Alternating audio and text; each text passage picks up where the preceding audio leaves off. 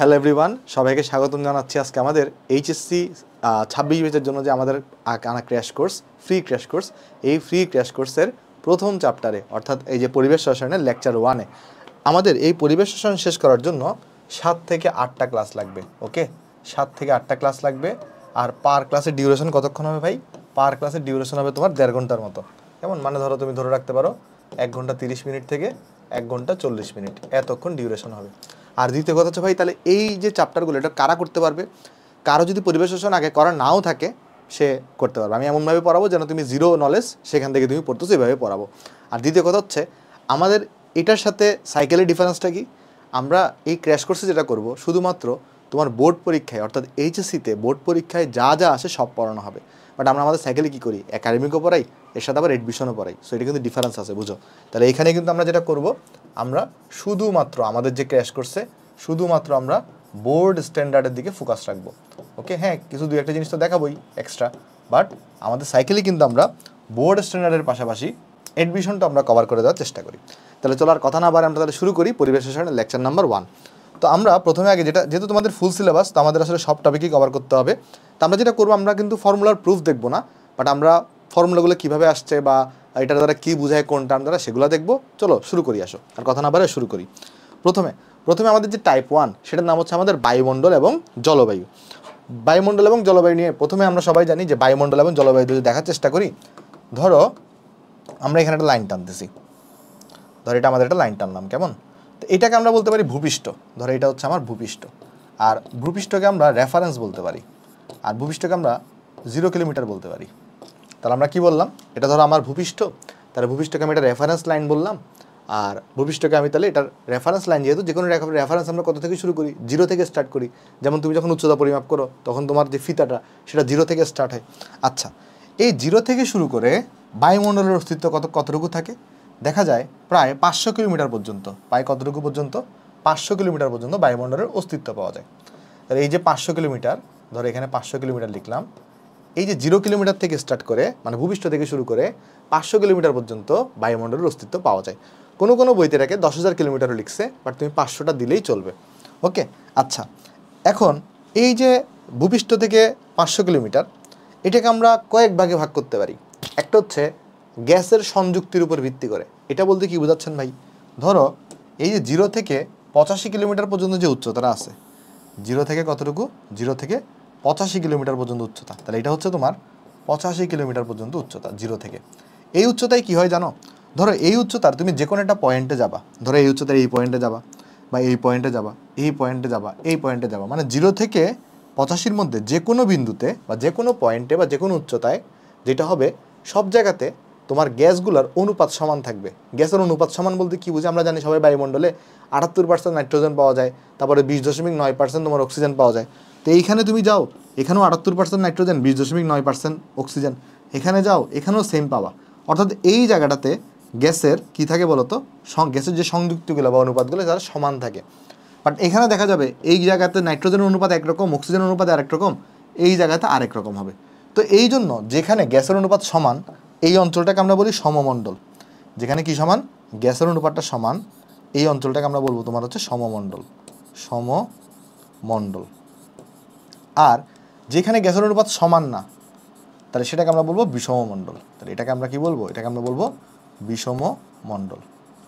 ওকে, তাহলে গ্যাসের অনুপাতের বা সংযুক্তির ভিত্তিতে আমরা পুরা যে আমাদের বায়ুমণ্ডল সেটাকে আমরা দুই ভাগে ভাগ করতে পারি।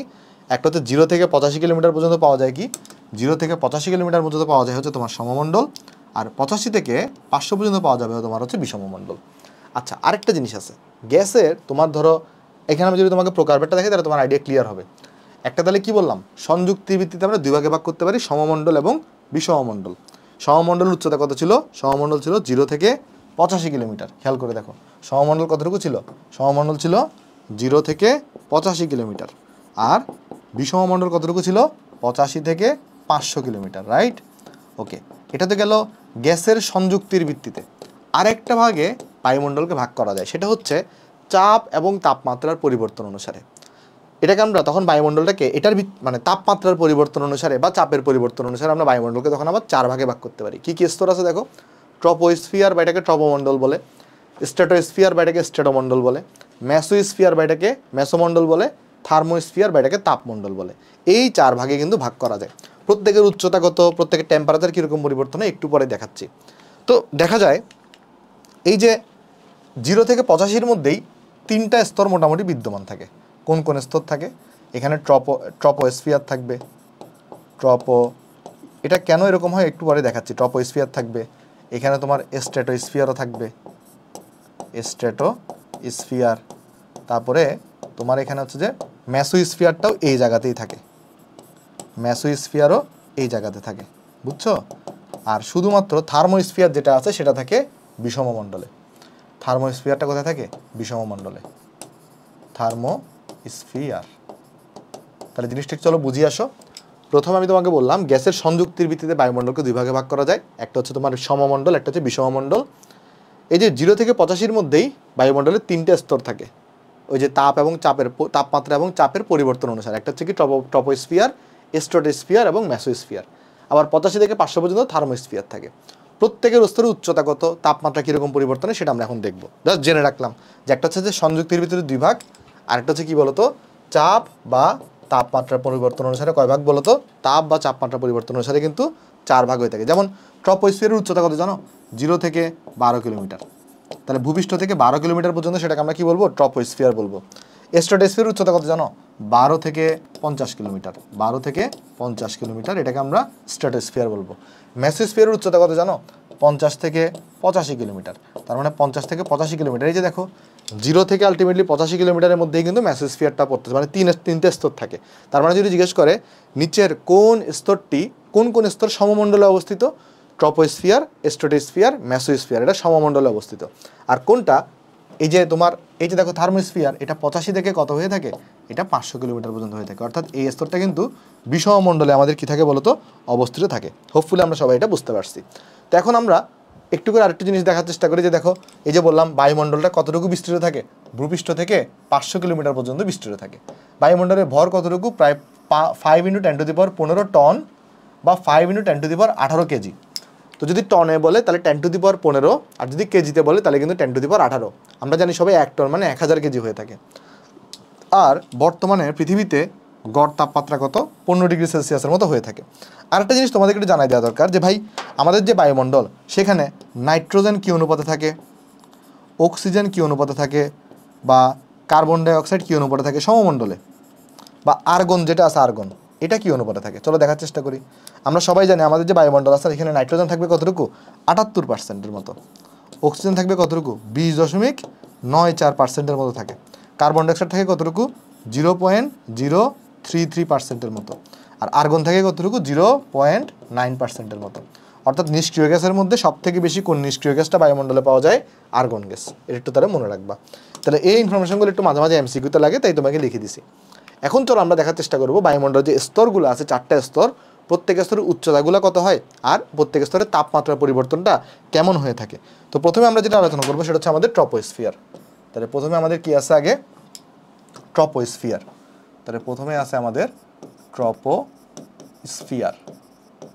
ওকে, সো প্রথমে আমি তো তোমাকে কিন্তু অলরেডি বলে দিছি যে ট্রপোস্ফিয়ারের ভাই উচ্চতা কত হয়ে থাকে? 0 থেকে 15 কিলোমিটার পর্যন্ত হয়ে থাকে। তাহলে ট্রপোস্ফিয়ারে যদি আমরা দুটো জিনিস দেখবো প্রত্যেকটা স্তরের, একটা হচ্ছে উচ্চতা দেখবো, একটা হচ্ছে তাপমাত্রা দেখবো, বুঝছো? দুটো জিনিস দেখবো প্রত্যেকটা স্তরের, একটা হচ্ছে উচ্চতা দেখবো, উচ্চতা কত থেকে কত হয়, আর তাপমাত্রাটা দেখবো যে কী পরিমাণ তাপমাত্রার পরিবর্তন হয়। ওকে, দেখো উচ্চতা হয়ে থাকে কোনো কোনো বইতে লেখা 0 থেকে 12 কিলোমিটার। ট্রপোস্ফিয়ারের উচ্চতা কোনো কোনো বইতে লেখা 0 থেকে 12 কিলোমিটার, বা কোনো কোনো বইতে লেখা ট্রপোস্ফিয়ারের উচ্চতা 0 থেকে 15 কিলোমিটার, আবার কোনো কোনো বইতে লেখা ট্রপোস্ফিয়ারের উচ্চতা 0 থেকে 18 কিলোমিটার। ওকে, তাহলে ট্রপোস্ফিয়ারের উচ্চতা কোনো কোনো জায়গায় 0 থেকে 12 বলে, কোনো জায়গায় 0 থেকে 15 বলে, কোনো কোনো জায়গায় 0 থেকে 18 বলে। তাপমাত্রা কীরকম পরিবর্তন হয়? আমাদের বায়ুমণ্ডলের যদি তাপমাত্রাকে আমরা 25 ডিগ্রি সেলসিয়াস ধরি, যখন তুমি ট্রপোস্ফিয়ারের একদম শীর্ষে চলে যাবা তখন তাপমাত্রাটা মোটামুটি -55 ডিগ্রি সেলসিয়াসের মতো হয়ে থাকে। তাহলে খেয়াল করে দেখো ট্রপোস্ফিয়ারের তাপমাত্রা কত? ওই যে একদম জিরোতে ভূপৃষ্ঠে থাকে তাপমাত্রা 25 ডিগ্রি সেলসিয়াস, আর যখন তুমি একদম টপে চলে যাবা ট্রপোস্ফিয়ারের তখন কত হবে? -55 ডিগ্রি সেলসিয়াসের মতো হয়ে থাকে। আচ্ছা, এরপর যদি আমরা সেকেন্ডে যাই, সেকেন্ডে আছে আমাদের স্ট্র্যাটোস্ফিয়ার। সেকেন্ডে কি আছে আমাদের? সেকেন্ডে আছে আমাদের স্ট্র্যাটোস্ফিয়ার। চলো এটা নিয়ে একটু দেখার চেষ্টা করি, আসো। তাহলে আমরা এখন দেখব আমাদের স্ট্র্যাটোস্ফিয়ার। স্ট্র্যাটোস্ফিয়ার। এটা চলো একটু দেখে আসো। এখানে কি ঘটনা ঘটে ভাই দেখাচ্ছি, দেখো এখানে আমরা দুইটা জিনিস দেখব, একটা হচ্ছে তোমার তাপমাত্রা, একটা হচ্ছে তোমার উচ্চতা। দেখো একটা হচ্ছে উচ্চতা, একটা দেখবো আমরা তাপমাত্রা। এখানে যদি তুমি দেখতে চাও, এখানে যদি 12 কিলোমিটার চিন্তা করো যে 12 কিলোমিটারে আমার ট্রপোস্ফিয়ার শেষ, তাহলে আমার স্ট্র্যাটোস্ফিয়ার কিন্তু 12 থেকে স্টার্ট হবে, 12 থেকে স্টার্ট হয়ে 50 কিলোমিটার পর্যন্ত যাবে। আর তুমি যদি কনসিডার করো যে আমার ট্রপোস্ফিয়ারটা 15 কিলোমিটারে শেষ, তাহলে স্ট্র্যাটোস্ফিয়ার 15 থেকে শুরু করে 50 কিলোমিটার পর্যন্ত যাবে। আর তুমি যদি চিন্তা করো যে আমার ট্রপোস্ফিয়ারটা 18 কিলোমিটারে শেষ হবে এক এক বই অনুযায়ী, তাহলে স্ট্র্যাটোস্ফিয়ারটা 18 থেকে স্টার্ট করে 50 কিলোমিটার পর্যন্ত বিস্তৃত। আর এখানে তাপমাত্রা কত হয়ে থাকে দেখো, আমার এটা কিন্তু শেষ হয়েছে -55-তে, তাহলে -55 থেকে এটা স্টার্ট হবে, কারণ এটা যেখানে শেষ হয়েছে এটা কিন্তু সেখান থেকে শুরু হয়েছে, কারণ এটার ঠিক ইমিডিয়েট উপরের স্তর হচ্ছে এটা। তাহলে -55 ডিগ্রি সেলসিয়াস থেকে তাপমাত্রা বেড়ে গিয়ে +2 ডিগ্রি সেলসিয়াস হয়। মনে রাখবা প্রথম স্তরে তাপমাত্রা কমে, পরের স্তরে তাপমাত্রা বাড়ে, আবার কমবে তাপমাত্রা, আবার বাড়বে, মানে একবার বাড়া কমার মধ্যে আছে। খেয়াল করে দেখো এই জায়গাতে তাপমাত্রা কিন্তু কী হয়েছে বলো তো, তাপমাত্রা এখানে তোমার কমছে। তুমি যদি লক্ষ্য করে দেখো, আমরা এখানে বলতে পারি এই জায়গাতে আমার তাপমাত্রা, এই যে আমার ট্রপোস্ফিয়ারে আমার কিন্তু এখানে তাপমাত্রা কমে, এই জায়গায় আমার তাপমাত্রাটা কমছে। আর এই জায়গাতে দেখো আমার তাপমাত্রা কিন্তু বাড়ছে, এই জায়গায় দেখো আমার তাপমাত্রা -55 থেকে 2 ডিগ্রি সেলসিয়াস হয়েছে, তাহলে এই জায়গায় আমার তাপমাত্রা কিন্তু বাড়ছে, রাইট। তো তাপমাত্রা যদি কমে, একটা টার্ম আছে যেটাকে আমরা বলি ল্যাপস রেট, এটাকে আমরা কি বলি ল্যাপস রেট বা বিলোপন হার। মনে রাখবা এটা এত বোঝার দরকার নেই এখন, ল্যাপস রেট ডেফিনেশন একটু পরে লেখা আছে, বাট মনে রাখবা তাপমাত্রা যদি কমে তাহলে ল্যাপস রেটটা হয় পজিটিভ, তাপমাত্রা যদি কি হয় কমে তাহলে ল্যাপস রেট হয়ে থাকে পজিটিভ বা ধনাত্মক ল্যাপস রেট দেখতে পাওয়া যায়। আর তাপমাত্রা যদি বাড়ে মনে রাখবা ল্যাপস রেটটা কি হবে, ল্যাপস রেটটা হবে, ল্যাপস রেট যেটা আছে এটা ইকুয়াল টু হবে তোমার হচ্ছে নেগেটিভ, মানে উল্টা সম্পর্ক, বুঝছো। যদি তাপমাত্রা কমে, কেন এরকম হচ্ছে কারণ একটু পরে বলতেছি আমি, বাট অত ইম্পর্টেন্ট না। তাপমাত্রা কমলে ল্যাপস রেট হবে পজিটিভ, আর তাপমাত্রা যদি বাড়ে তাহলে মনে রাখবা ল্যাপস রেট হবে নেগেটিভ, মানে উল্টা সম্পর্ক। যদি এটা কি হয়, যদি এটা যদি কমে তাহলে এটা হবে পজিটিভ, আর যদি কি হয় এটা যদি বাড়ে এটা কি হবে, এটা হবে নেগেটিভ। সো এই জিনিসটা আমরা একটু মাথায় রাখবো। এবার যদি আমরা নেক্সট দুইটা স্তর যেগুলো আছে সেখানে যদি আমরা যাই, নেক্সট আমাদের স্তর কী হতে পারে দেখো, এটা কাজ করি, এটাকে ধরো একটু কপি করি আমরা, এই পেজটাকে আমরা কপি করলাম, কপি করে দুইটা স্তর আছে আমাদের, একটা হচ্ছে আমাদের মেসোস্ফিয়ার। দেখো আমি এগুলো ডিলিট করি আসো একটু করে, তারপর আমি তোমাকে বলে দিচ্ছি। মেসোস্ফিয়ার পড়বো, আর আরেকটা পড়বো আমরা থার্মোস্ফিয়ারটা, ঠিক আছে, বা তাপমণ্ডল। ওকে চলো যাই, প্রথমে আমরা দেখবো মেসোস্ফিয়ার, প্রথমে আমরা দেখবো এখানে মেসোস্ফিয়ার, আর লাস্টে আছে আমাদের এখানে থার্মোস্ফিয়ার, লাস্টে এই জায়গায় হবে কি থার্মোস্ফিয়ার, এই জায়গায় হবে থার্মোস্ফিয়ার।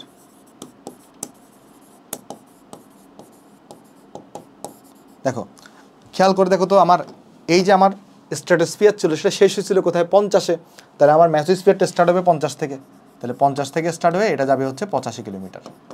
আর ওইখানে তাপমাত্রা শেষ হয়েছিল কোথায় +2 ডিগ্রি সেলসিয়াসে, মনে আছে কিনা দেখো, এই যে দেখো তাপমাত্রা এখানে শেষ হচ্ছে কোথায় +2 ডিগ্রি সেলসিয়াসে, তাহলে এখানে তাপমাত্রা শুরু হবে +2 ডিগ্রি সেলসিয়াস থেকে, আর শেষ হবে কততে জানো, তাপমাত্রা কিন্তু এবার কমবে -93 ডিগ্রি সেলসিয়াসে গিয়ে শেষ হবে। আচ্ছা এবার যদি আমরা যাই থার্মোস্ফিয়ারে তাহলে এটা শুরু হবে কত থেকে 85 থেকে, কারণ এটা 85-তে শেষ হয়েছে, যাবে কতটুকু, যাবে হচ্ছে 500 কিলোমিটার গেল। এরপরে তাপমাত্রা এখানে শেষ হয়েছে কততে -93-তে, -93 থেকে স্টার্ট হবে, আর শেষ হবে কোথায় গিয়ে, তাপমাত্রা এবার বাড়বে 427 ডিগ্রি সেলসিয়াসে গিয়ে শেষ হবে। আচ্ছা তাহলে এবার যদি আমরা লক্ষ্য করার চেষ্টা করে দেখি, দেখো এখানে কি হয়েছে, এই জায়গায় তাপমাত্রা কিন্তু কমছে, কারণ প্লাস থেকে মাইনাসে গেছে, তাহলে এই জায়গায় তাপমাত্রা কিন্তু তোমার এখানে কমে। আর তুমি এই জায়গায় লক্ষ্য করে দেখো, এখানে -93 থেকে 427 হয়েছে, তাহলে এখানে কিন্তু তাপমাত্রা বাড়ছে, তাহলে এই জায়গায় তাপমাত্রা বাড়ছে, তাহলে এই জায়গাটাতে আমার তাপমাত্রা বাড়ে। তাহলে আমি যদি এবার ল্যাপস রেট বের করতে বলি তোমাকে, পারবা না এটা, এখান থেকে তুমি কি কমেন্ট করতে পারবা, যেহেতু এখানে তাপমাত্রা কমছে তাহলে এই জায়গায় ল্যাপস রেট হবে পজিটিভ, এই জায়গায় ল্যাপস রেট বা বিলোপন হার এটা হবে পজিটিভ। আর যেহেতু এই জায়গাটায় দেখো তাপমাত্রা বাড়ছে, তাহলে এই জায়গায় ল্যাপস রেট হবে নেগেটিভ। এটা এমসিকিউতে মাঝে মাঝে দিয়ে দেয়, সো এই জন্যই তোমাকে শিখাচ্ছি লেফট সাইড আসলে বোঝা লাগে না, বাট তারপরে এমসিকিউর জন্য শিখে রাখতে পারো। আচ্ছা, আরও একটা কয়েকটা টার্ম আছে দেখো। তুমি যদি এখানে চিন্তা করে দেখো যে ভাই সবচেয়ে কম তাপমাত্রা কোনটা, সবচেয়ে কম তাপমাত্রা দেখো এটা -55 আর এটা -93, সবচেয়ে কম তাপমাত্রা কিন্তু এইখানে। অর্থাৎ মেসোস্ফিয়ার আমরা কি পাই, সবচেয়ে কম তাপমাত্রা পাই। তার মানে এই জন্য মেসোস্ফিয়ারকে আমরা কি বলে থাকি, এখানে আসলে শীতলতম অঞ্চল পাওয়া যায়। এই জায়গায় কি পাওয়া যায়, শীতলতম অঞ্চল পাওয়া যায়। কেন? কারণ এইখানে দেখো একটা পার্টিকুলার টেম্পারেচার আছে যেটা সবচেয়ে লোয়েস্ট। ওকে, আর স্ট্র্যাটোস্ফিয়ারে কি থাকে জানো, ওজোন স্তর থাকে, এটা আমরা লিখে দিচ্ছি। তাহলে প্রত্যেকটা স্তরের আমরা উচ্চতার তাপমাত্রা দেখলাম। এখন আমরা একটু দেখতে যাচ্ছি প্রত্যেক স্তরের বিশেষ কিছু বৈশিষ্ট্য আছে। যেমন দেখো ট্রপোস্ফিয়ার যেটা আছে, এটার আরেকটা নাম হচ্ছে ক্ষুব্ধমণ্ডল। কেন এটাকে ক্ষুব্ধমণ্ডল বলে এখনই বুঝতে পারবা। এটার আরেকটা নাম কি, ক্ষুব্ধমণ্ডল। দেখো বেসিক্যালি যেটা হয় এই স্তরের মধ্যেই মেঘ, তারপরে তোমার হচ্ছে বজ্রপাত, সবগুলো এখানে ঘটে। দেখো মেঘ, বজ্রপাত, শিশির, কুয়াশা, সব ঝড় সব এই স্তরে ঘটবে, ঝড় সব এই স্তরে ঘটবে। অর্থাৎ আবহাওয়া বা জলবায়ু নিয়ন্ত্রণ করে কোনটা, আমাদের ট্রপোস্ফিয়ার। আবহাওয়া বা জলবায়ু নিয়ন্ত্রণ করবে ট্রপোস্ফিয়ার। আর ট্রপোস্ফিয়ারে কিন্তু কি চলবে, সব ধরনের বিমান চলাচল করে ট্রপোস্ফিয়ারে। আর ট্রপোস্ফিয়ারে কী ছিল, তাপমাত্রা কম ছিল না, উপরে গেলে 25 থেকে, তোমার কত হয়েছিল 25 থেকে, আমি যতটুকু জানি তারও মনে নেই আমার, -25 থেকে -55। তাহলে দেখো তাপমাত্রা কমছে। তো এখানে যেটা হয়, প্রতি কিলোমিটার যদি তুমি উচ্চতা উঠো তাহলে তাপমাত্রা কমে। আর কত করে কমে, প্রতি কিলোমিটার উচ্চতায় তাপমাত্রা প্রায় 7 ডিগ্রি সেলসিয়াস থেকে 6 ডিগ্রি সেলসিয়াস হারে হ্রাস পায়। স্ট্র্যাটোস্ফিয়ারের অপর নামটা হচ্ছে শান্তমণ্ডল। এটা একটু ইম্পর্টেন্ট যে এটার অপর নামটা কি, শান্তমণ্ডল। এটাকে কেন শান্তমণ্ডল বলে ভাই, দেখো এইটার মধ্যে দিয়ে জেট বিমান চলে, সাধারণ বিমান চলে হচ্ছে ট্রপোস্ফিয়ার দিয়ে, আর জেট বিমান চলে হচ্ছে এই স্তরে। এই স্তরে কোনো ধরনের জলীয় বাষ্প থাকে না। তাই যেহেতু জলীয় বাষ্প থাকে না, তাই এই স্তরটাতে কি থাকবে না, ঝড় বৃষ্টিও থাকবে না। ঠিক আছে, ঝড় বৃষ্টিও থাকে না। আর এই স্তরে আবহাওয়া কি থাকে, শুষ্ক থাকে। আর এখানে কিন্তু দেখো ওজোন স্তর বিদ্যমান থাকে। এটা অনেক ইম্পর্টেন্ট একটা ইনফরমেশন যে ওজোন স্তর কোথায় থাকে, ওজোন স্তর থাকবে তোমার হচ্ছে স্ট্র্যাটোস্ফিয়ারে। এটা অনেক ইম্পর্টেন্ট একটা ইনফরমেশন। ওকে, তারপর যাই। এরপর দেখো মেসোস্ফিয়ার। মেসোস্ফিয়ারে কি থাকবে, সবথেকে পৃথিবীতে বায়ুমণ্ডল সবথেকে শীতলতম অঞ্চল, সেটা হচ্ছে মেসোস্ফিয়ার। আর এখানে কি থাকে, পারমাণবিক অক্সিজেন বিরাজ করে। এটা বোঝার দরকার নেই, জাস্ট জেনে রাখো। আর মেসোস্ফিয়ারের এই জন্য আরেকটা নাম কী হয়ে থাকে বলতো, যেহেতু সবচেয়ে ঠান্ডা অঞ্চল এখানে পাওয়া যায়, এটাকে শীতলতম অঞ্চল আমরা বলে থাকি। ওকে, থার্মোস্ফিয়ার যেটা আছে এটাকে তাপমণ্ডলও বলে। এই থার্মোস্ফিয়ারেই কিন্তু হাইড্রোজেন এবং হিলিয়াম গ্যাসের প্রাধান্য থাকে, এটা মনে রাখবা। আর আমাদের যে সূর্যের আলোর যে ইউভি অঞ্চল, এটা কিন্তু থার্মোস্ফিয়ারটাই কিন্তু কী করে, শোষণ করে থাকে। ওকে, আর থার্মোস্ফিয়ারের যে নিচের অংশ থাকে, থার্মোস্ফিয়ারের যে নিচের অংশ আছে, সেই নিচের অংশটাকে একটা বিশেষ নাম দেওয়া হয়, এটাকে ক্যানেলি হেভিসাইড স্তরও বলা হয়। মানে থার্মোস্ফিয়ারের যে নিচের অংশটা থাকবে সেটাকে আমরা কি বলবো, ক্যানেলি হেভিসাইড স্তর আমরা বলবো। তাহলে তো আমরা নেক্সটে চলে যাই, আসো। নেক্সটে দেখো আমাদের আছে কি, যে বায়ুমণ্ডলের স্তরগুলোর মাঝখানে কি যে পাতলা স্তর থাকে। ধরো এটা বলতে আমরা কি বোঝাচ্ছি, মানে কথার কথা, ধরো তোমার এই জায়গাতে ধরো এখানে দেখাই, এটা দেখো,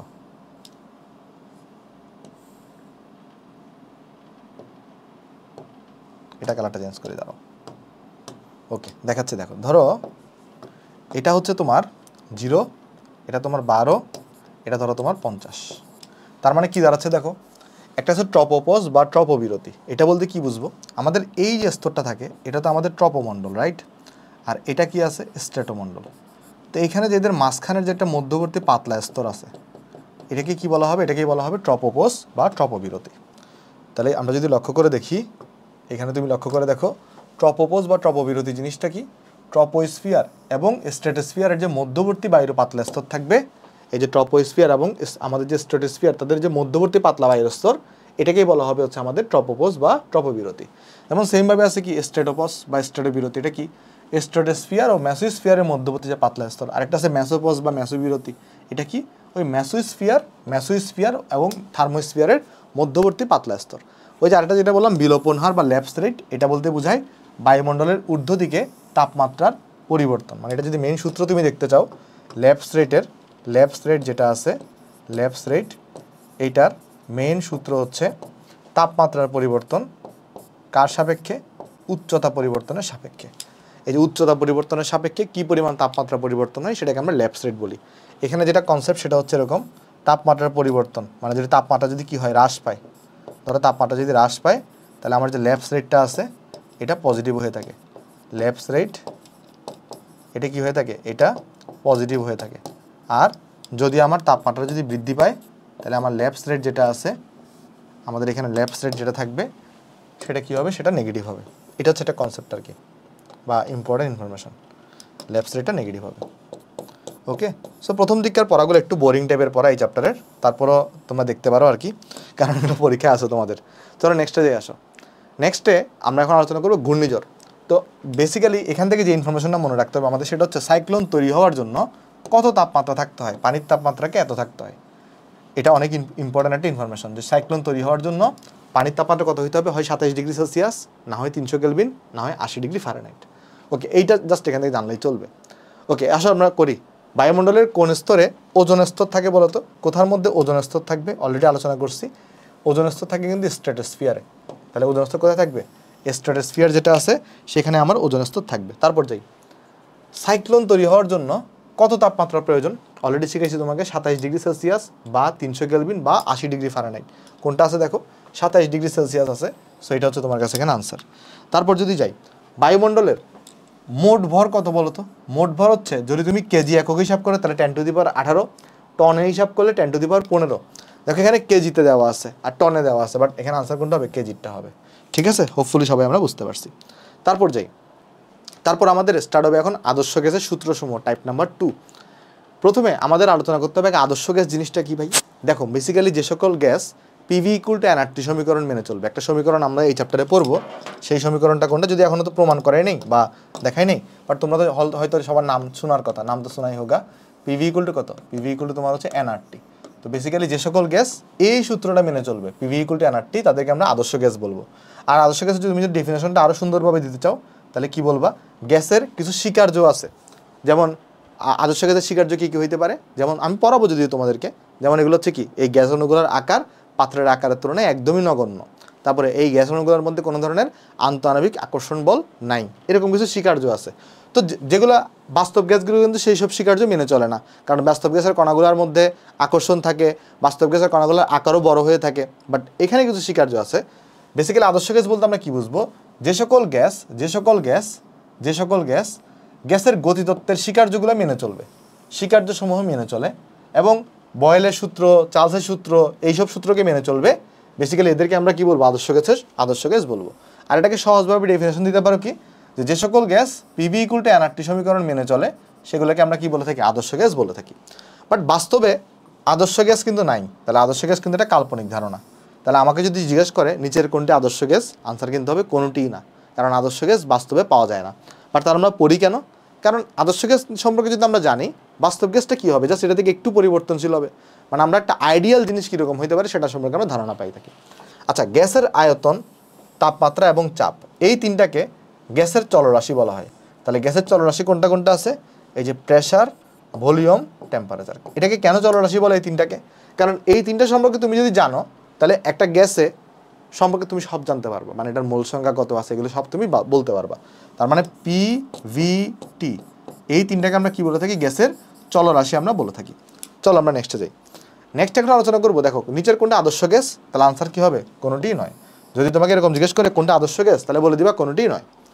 আচ্ছা, গ্যাসের সূত্র 6টা সূত্র আছে টোটাল, সবগুলো নিয়ে ডিটেলসে পড়াবো। আজকের লেকচারে আমাদের টার্গেট থাকবে শুধুমাত্র বয়েলের সূত্র। প্রথমে এই সূত্রগুলো পড়ার আগে আমাদের কিছু ম্যাথ করার জন্য একক রিলেটেড আলোচনা আছে, চলো আমরা সেটা করে নিই আগে। প্রথমে আমরা আলোচনা করব চাপের একক নিয়ে। প্রথমে তাহলে আমরা ডিসকাস করব কি নিয়ে? চাপের একক। চলো আমরা এই যে চাপের একক, এটা নিয়ে ডিসকাস করি, কারণ একক কনভার্সনটা এখানে অনেক গুরুত্বপূর্ণ। আমরা চাপকে আমরা কি দিয়ে প্রকাশ করব? এখানে পি দিয়ে প্রকাশ করব আমাদের এই চ্যাপ্টারে। তো চাপ যেটা আছে এখানে মনে রাখবা, একসময় এখানে একটা কমন একটা টার্ম থাকে, সেটা হচ্ছে এক বায়ুমণ্ডলীয় চাপ। এক বায়ুমণ্ডলীয় চাপ। মনে রাখবা, যদি তোমাকে এক বায়ুমণ্ডলীয় চাপ বলে তাহলে এটা দ্বারা বোঝানো হয় আসলে বেসিক্যালি 1 অ্যাটমসফিয়ার, 1 ATM। তাহলে এক বায়ুমণ্ডলীয় চাপ দ্বারা কি বোঝানো হবে? এক বায়ুমণ্ডলীয় চাপ দ্বারা বোঝানো হবে 1 অ্যাটমসফিয়ার।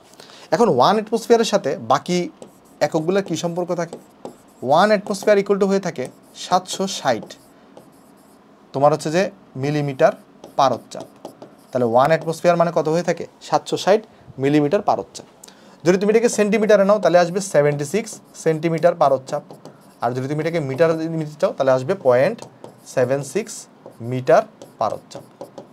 আবার আরেকটা একক আছে আমাদের টর একক, 760 মিলিমিটার পারদ, বা এটাকে 760 আমরা টরও বলতে পারি। 760 টরও আমরা এটাকে কি বলতে পারি? এটাকে আমরা বলতে পারি। ওকে, এই যে 1 অ্যাটমসফিয়ার, এটাকে অন্যভাবেও লেখা যায়।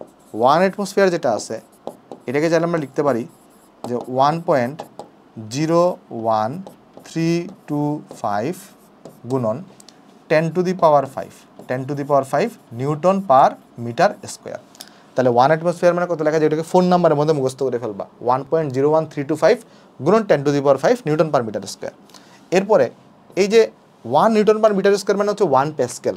তার মানে এটাকে আমরা কি লিখতে পারি ভ্যালুটাকে, এই যে এটাকে আমরা জাস্ট এই ভ্যালুটাকে আমরা যদি কপি করে আনি তাহলে 1 অ্যাটমসফিয়ার মানে এত প্যাসকেলও কিন্তু আমরা বলতে পারি। আর আরেকটা টার্ম আছে আমাদের কিলো প্যাসকেল। কিলো প্যাসকেল মানে কত, 1 কিলো প্যাসকেল মানে হচ্ছে 10⁵ প্যাসকেল। তাহলে এখান থেকে 10⁵ প্যাসকেলকে আলাদা করে নিয়ে 10⁵ এটার সাথে গুণ করে দিয়ে 101.325 পাওয়া যাবে।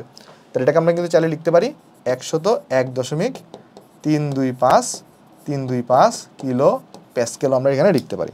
ঠিক আছে, আচ্ছা। তারপর এটাকে আরেকটা এককও লেখা যায়, কত জানো? এটাকে আমরা 1 অ্যাটমসফিয়ারটাকে শুধুমাত্র এই যে 1.01325 বারও বলতে পারি। ওই 10⁵ এগুলো ছাড়া শুধুমাত্র কত লিখলাম, 1.01325, শুধুমাত্র এটাকে বারও বলা যায়। তাহলে এই কনভার্সনগুলো আমাদের একটু মনে রাখতে হবে যে আমাদের অ্যাটমসফিয়ারের সাথে এই কনভার্সনটাও ইম্পর্ট্যান্ট আমাদের। ওকে, এই কনভার্সনটা আমাদের ইম্পর্ট্যান্ট, এটা আমাদের মনে রাখতে হবে অবশ্যই। আর আমাদের অ্যাটমসফিয়ারের সাথে এই কনভার্সনটা আমাদের একটু মনে রাখতে হবে। ঠিক আছে, তাহলে এই দুটো কনভার্সন আমাদের অবশ্যই মনে রাখতে হবে, কারণ আমাদের ম্যাথ করতে সাহায্য লাগবে। এখন চলো আমি তোমাকে দেখাই যে কীভাবে আসলে এটা কাজে দেয়। ধরো আমাকে দেওয়া আছে এখানে 750 মিলিমিটার পারদচাপ। এখন এটা থেকে আমি অ্যাটমসফিয়ারে কীভাবে নিব, মনে রাখবা এই যে এইগুলা থেকে যখন তুমি এইটাতে আসবা তোমাকে জাস্ট এটা দিয়ে ভাগ করতে হবে, যার কারেসপন্ডিং ভ্যালু তত দিয়ে ভাগ করতে হবে। যেমন তুমি যদি মিলিমিটার পারদ থেকে অ্যাটমসফিয়ারে যেতে চাও, তখন তুমি চিন্তা করো অ্যাটমসফিয়ারের সাথে মিলিমিটার পারদের সম্পর্ক কীরকম। 1 অ্যাটমসফিয়ার মানে হচ্ছে 760 মিলিমিটার পারদ। তাহলে বেসিক্যালি যেটা করতে হবে, এটা থেকে তুমি অ্যাটমসফিয়ারে নেওয়ার জন্য এই 750কে তুমি জাস্ট 760 দিয়ে ভাগ করে দিবা। জাস্ট তুমি কত করবা, 760 দিয়ে ভাগ করে দিবা। এই ভ্যালুটাই হচ্ছে এত অ্যাটমসফিয়ার। ধরো তোমার কাছে কি দেওয়া আছে, 99 কিলো প্যাসকেল দিছে। তাহলে এখান থেকে তুমি অ্যাটমসফিয়ারে কীভাবে যাবা, দেখো তো কিলো প্যাসকেলের সাথে অ্যাটমসফিয়ারের সম্পর্ক কীরকম, ওই যে 101.325 দিয়ে সম্পর্ক। তাহলে জাস্ট তুমি এই ভ্যালুটাকে, এই 99 এই ভ্যালুটাকে তুমি সিম্পল জাস্ট 101.325 দিয়ে ভাগ করে দিবা। 325 দিয়ে ভাগ করে দিবা, তাহলে তোমার কিন্তু হয়ে যাবে এই জিনিসটা অ্যাটমসফিয়ারে চলে আসবে। ওকে, আশা করি তোমরা এই জিনিসগুলো এখানে বুঝতে পারতেছো সবাই। তারপর ধরো কথার কথা আমাকে যদি কেউ বলে যে, ধরো আরেকটা জাস্ট উদাহরণ দিচ্ছি, ধরো তোমাকে এখানে দেওয়া আছে যে 80 সেন্টিমিটার পারদচাপ। এখন তোমাকে বলছো তুমি অ্যাটমসফিয়ারে নাও, তাহলে কীভাবে নিবা বলো, এটা তোমার বাড়ির কাজ থাকবে, তাও আমি করে দিয়ে আসো। কী করবা, 80টাকে দেখো সেন্টিমিটার পারদের সাথে এটার সম্পর্ক কি 76, তাহলে জাস্ট তুমি 76 দিয়ে ভাগ করো, এটা কোথায় চলে যাবে, অ্যাটমসফিয়ারে চলে যাবে। তাহলে এইভাবে করে আমরা এই সব জিনিস থেকে অ্যাটমসফিয়ারে নিতে পারি।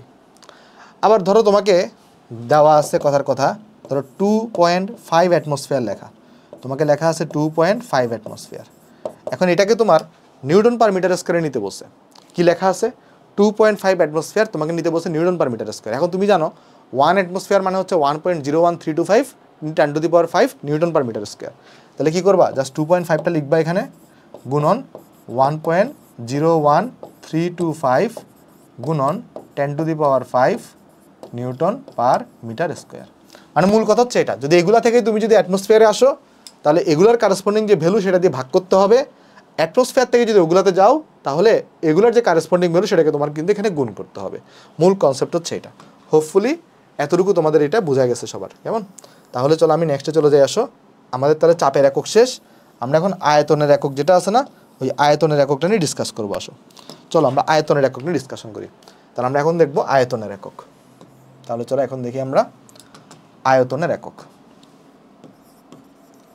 আয়তনের একক, আয়তন যেটা আছে এটাকে আমরা কি দিয়ে প্রকাশ করি, আয়তনটাকে আমরা ভি দিয়ে প্রকাশ করি। কেমন, আয়তনটাকে আমরা প্রকাশ করব তোমার হচ্ছে ভি দিয়ে। আয়তনকে আমরা প্রকাশ করি হচ্ছে ভি দিয়ে। ওকে, সো আয়তনের যদি তুমি একক দেখতে চাও, মনে রাখবা প্রথমে যে এককটা ইম্পর্ট্যান্ট সেটা হচ্ছে 1 লিটার। মনে রাখবো আমরা এখানে 1 লিটার, এটা ইকুয়াল টু হচ্ছে 1000 মিলিলিটার। আবার আরেকটা জিনিস মনে রাখবা, 1 মিলিলিটার এটা মানে হচ্ছে আবার 1 সেন্টিমিটার কিউব, বা এটাকে আমরা 1 সিসিও বলতে পারি। সিসি মানে কি? সিসি মানে হচ্ছে কিউবিক সেন্টিমিটার। সিসি মানে কি বলতো? সিসি মানে হচ্ছে তোমার কিউবিক সেন্টিমিটার। ওকে, সেন্টিমিটার। ওকে, আচ্ছা, তার মানে এখানে আমরা লিখতে পারবো 1 লিটার মানে হচ্ছে আবার 1000 সেন্টিমিটার কিউবও লেখা যাবে। আবার আরেকটা জিনিস দেখো, 1 লিটার মানে তুমি মনে রাখবা 1 ডেসিমিটার কিউব। তাহলে 1 লিটার মানে আমরা কি মনে রাখবো? 1 ডেসিমিটার কিউব, এটাও আমরা মনে রাখবো। আরেকটা কনভার্সনে তোমার একটু লাগে যে মিটার কিউবের সাথে লিটারের সম্পর্ক কীরকম। মনে রাখবা 1 মিটার কিউব এটা মানে হয়ে থাকে 1000 বা 10⁻³ লিটার। 1000 লিটার, এটা একটু মনে রাখবা। কীভাবে এটা কমিয়েছে দেখো, তুমি চাইলে এটার প্রমাণটা দেখতে পারো। এখানে দেখো, এই যে আমরা লিখতে পারি কত, 1 মিটার কিউব এটা মানে হচ্ছে 10⁶ সেন্টিমিটার কিউব। তার মানে হচ্ছে 10⁶কে আমি লিখতে পারবো 10⁻³ গুণন 10⁻³ সেন্টিমিটার কিউব। এখন এই যে 10⁻³ সেন্টিমিটার কিউব আছে একটা, এটাকে আমি লিখতে পারি আবার 1 লিটার। দেখো, এটাকে কিন্তু আমরা 1 লিটার লিখতে পারি। আলটিমেটলি কী চলে আসতেছে, এই যে 10⁻³ বা 1000 লিটার চলে আসছে। এই যে 1 মিটার কিউব মানে এত। তাহলে আমাদের এখানে বেসিক্যালি 3টা কনভার্সন একটু মনে রাখতে হয়। একটা কনভার্সন হচ্ছে আমাদের এইটা, কেমন? সেকেন্ড কনভার্সন হচ্ছে আমাদের এইটা মনে রাখতে হয়, আর আয়তনের আরেকটা কনভার্সন হচ্ছে আমাদের এটা মনে রাখতে হয়। বাট উপরের দুটো কনভার্সনই ইম্পর্টেন্ট। তারপর চলে আসো আমরা নেক্সটে যাই।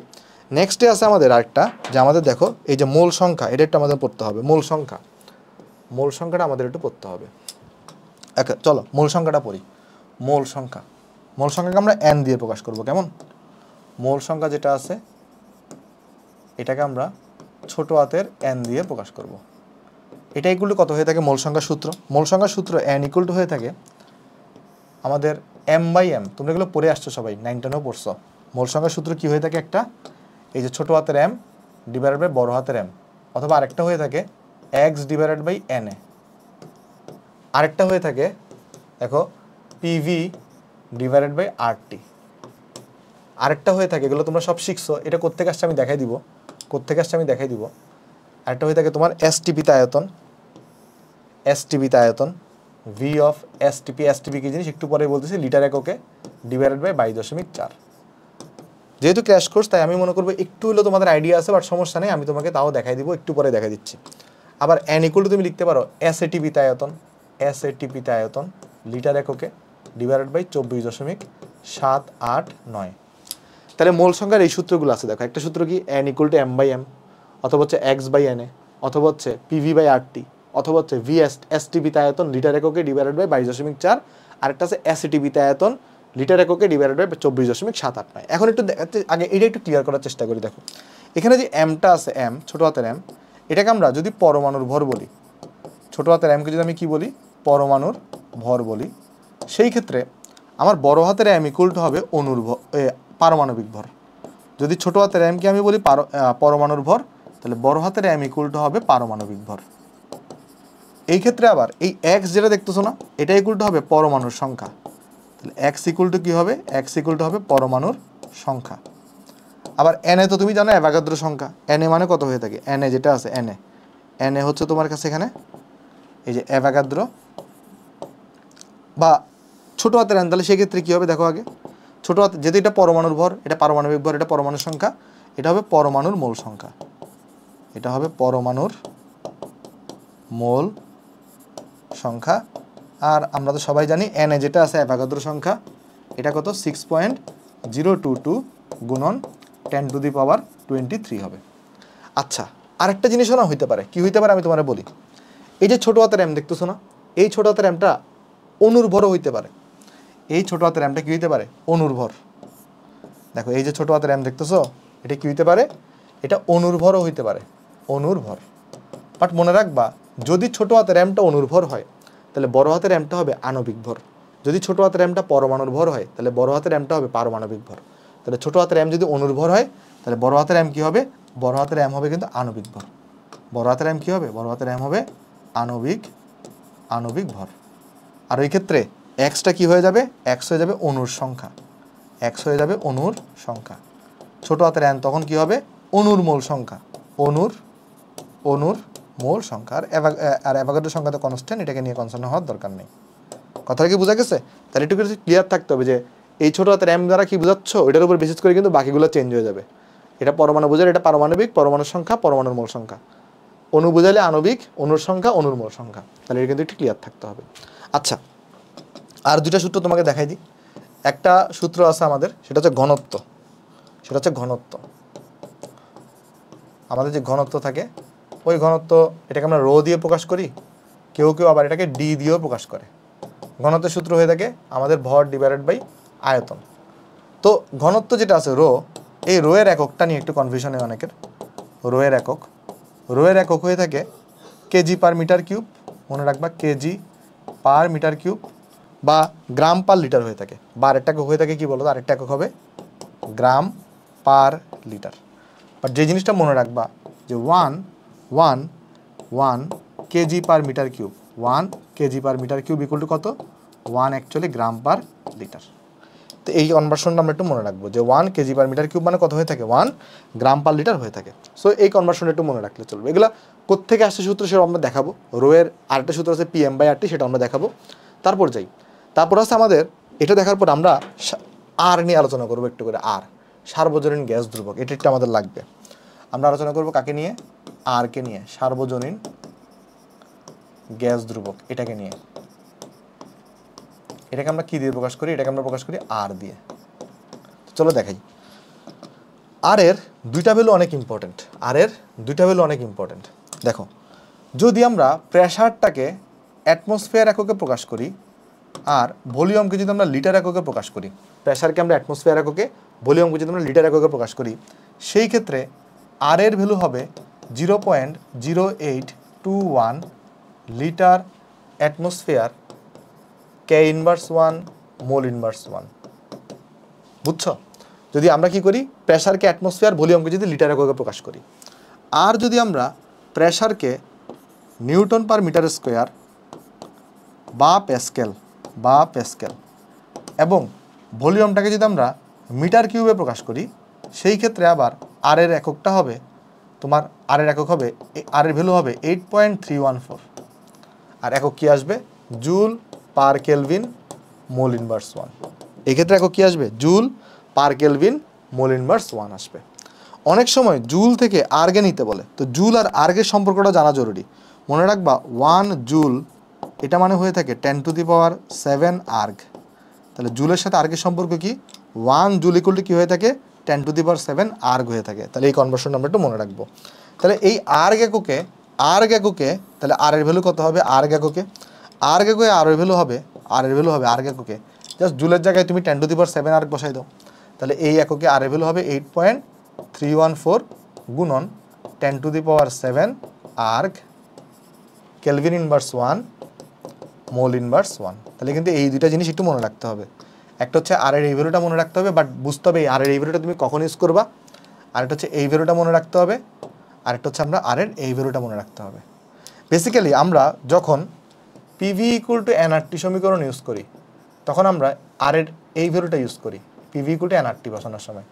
আবার যখন আমরা রো বের করব, রো ইকুয়াল টু PM/RT, তখন আমরা আর এর এই ভ্যালুটাই ইউজ করি। আবার যখন আমরা CRMS বের করি বা যখন আমরা গতিশক্তি বের করি, তখন হচ্ছে আমরা আবার আর এর এই ভ্যালুটা ইউজ করি। বুঝা গেছে? তাহলে একটু মনে রাখবা যে কখন আমরা কোন ভ্যালুটা ইউজ করে থাকি। আর এটা তো বেসিক আইডিয়া, এটা হচ্ছে এরকম। ওকে, আরেকটা জিনিস আছে যেটাকে আমরা বলি বোল্টজম্যান ধ্রুবক। আরেকটা জিনিস আছে যেটাকে আমরা কি বলি, বোল্টজম্যান ধ্রুবক বলি। চলো এটা একটু দেখাই দিয়ে আসো।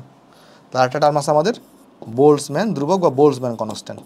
বোল্টজম্যান ধ্রুবক বলে এটাকে আমরা কে দিয়ে প্রকাশ করি, এটাকে আমরা প্রকাশ করি কে দিয়ে। তো চলো এটা একটু দেখাই দিয়ে আসো।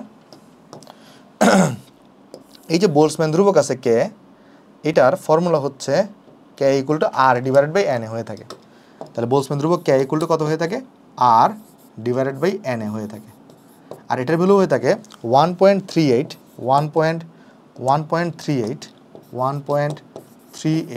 গুণন 10⁻23। ভালো করে লক্ষ্য করে দেখো, joule per kelvin molecule inverse 1।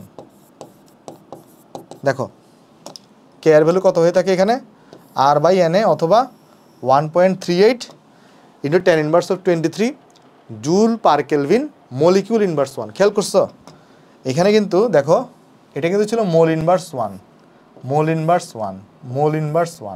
But এটা কিন্তু মলিকিউল ইনভার্স 1। বাট অনেক সময় প্রশ্নে মলিকিউল ইনভার্স 1 থাকে না, সেই সময় যদি জুল পার কেলভিন থাকে সেটাই দেখাবা। বাট প্রশ্ন যদি joule per kelvin molecular inverse সহ থাকে তাহলে কিন্তু joule per kelvin molecular inverse সহ কে এর যে ভ্যালুটা দেওয়া থাকবে সেটাই কিন্তু আনসার হবে। অনেক সময় তোমাকে কে এর ভ্যালু বের করতে বলে। তারপর চলো আমরা তারা নেক্সটে চলে যাই। আসো নেক্সটে আমরা তিনটা তোমার টেম্পারেচারের বিষয়পত্র আছে, মানে পদ্ধতি আছে, একটা যে এসটিপি, একটা এসএটিপি, একটা হচ্ছে এনটিপি। এইগুলো নিয়ে আলোচনা করার চেষ্টা করি।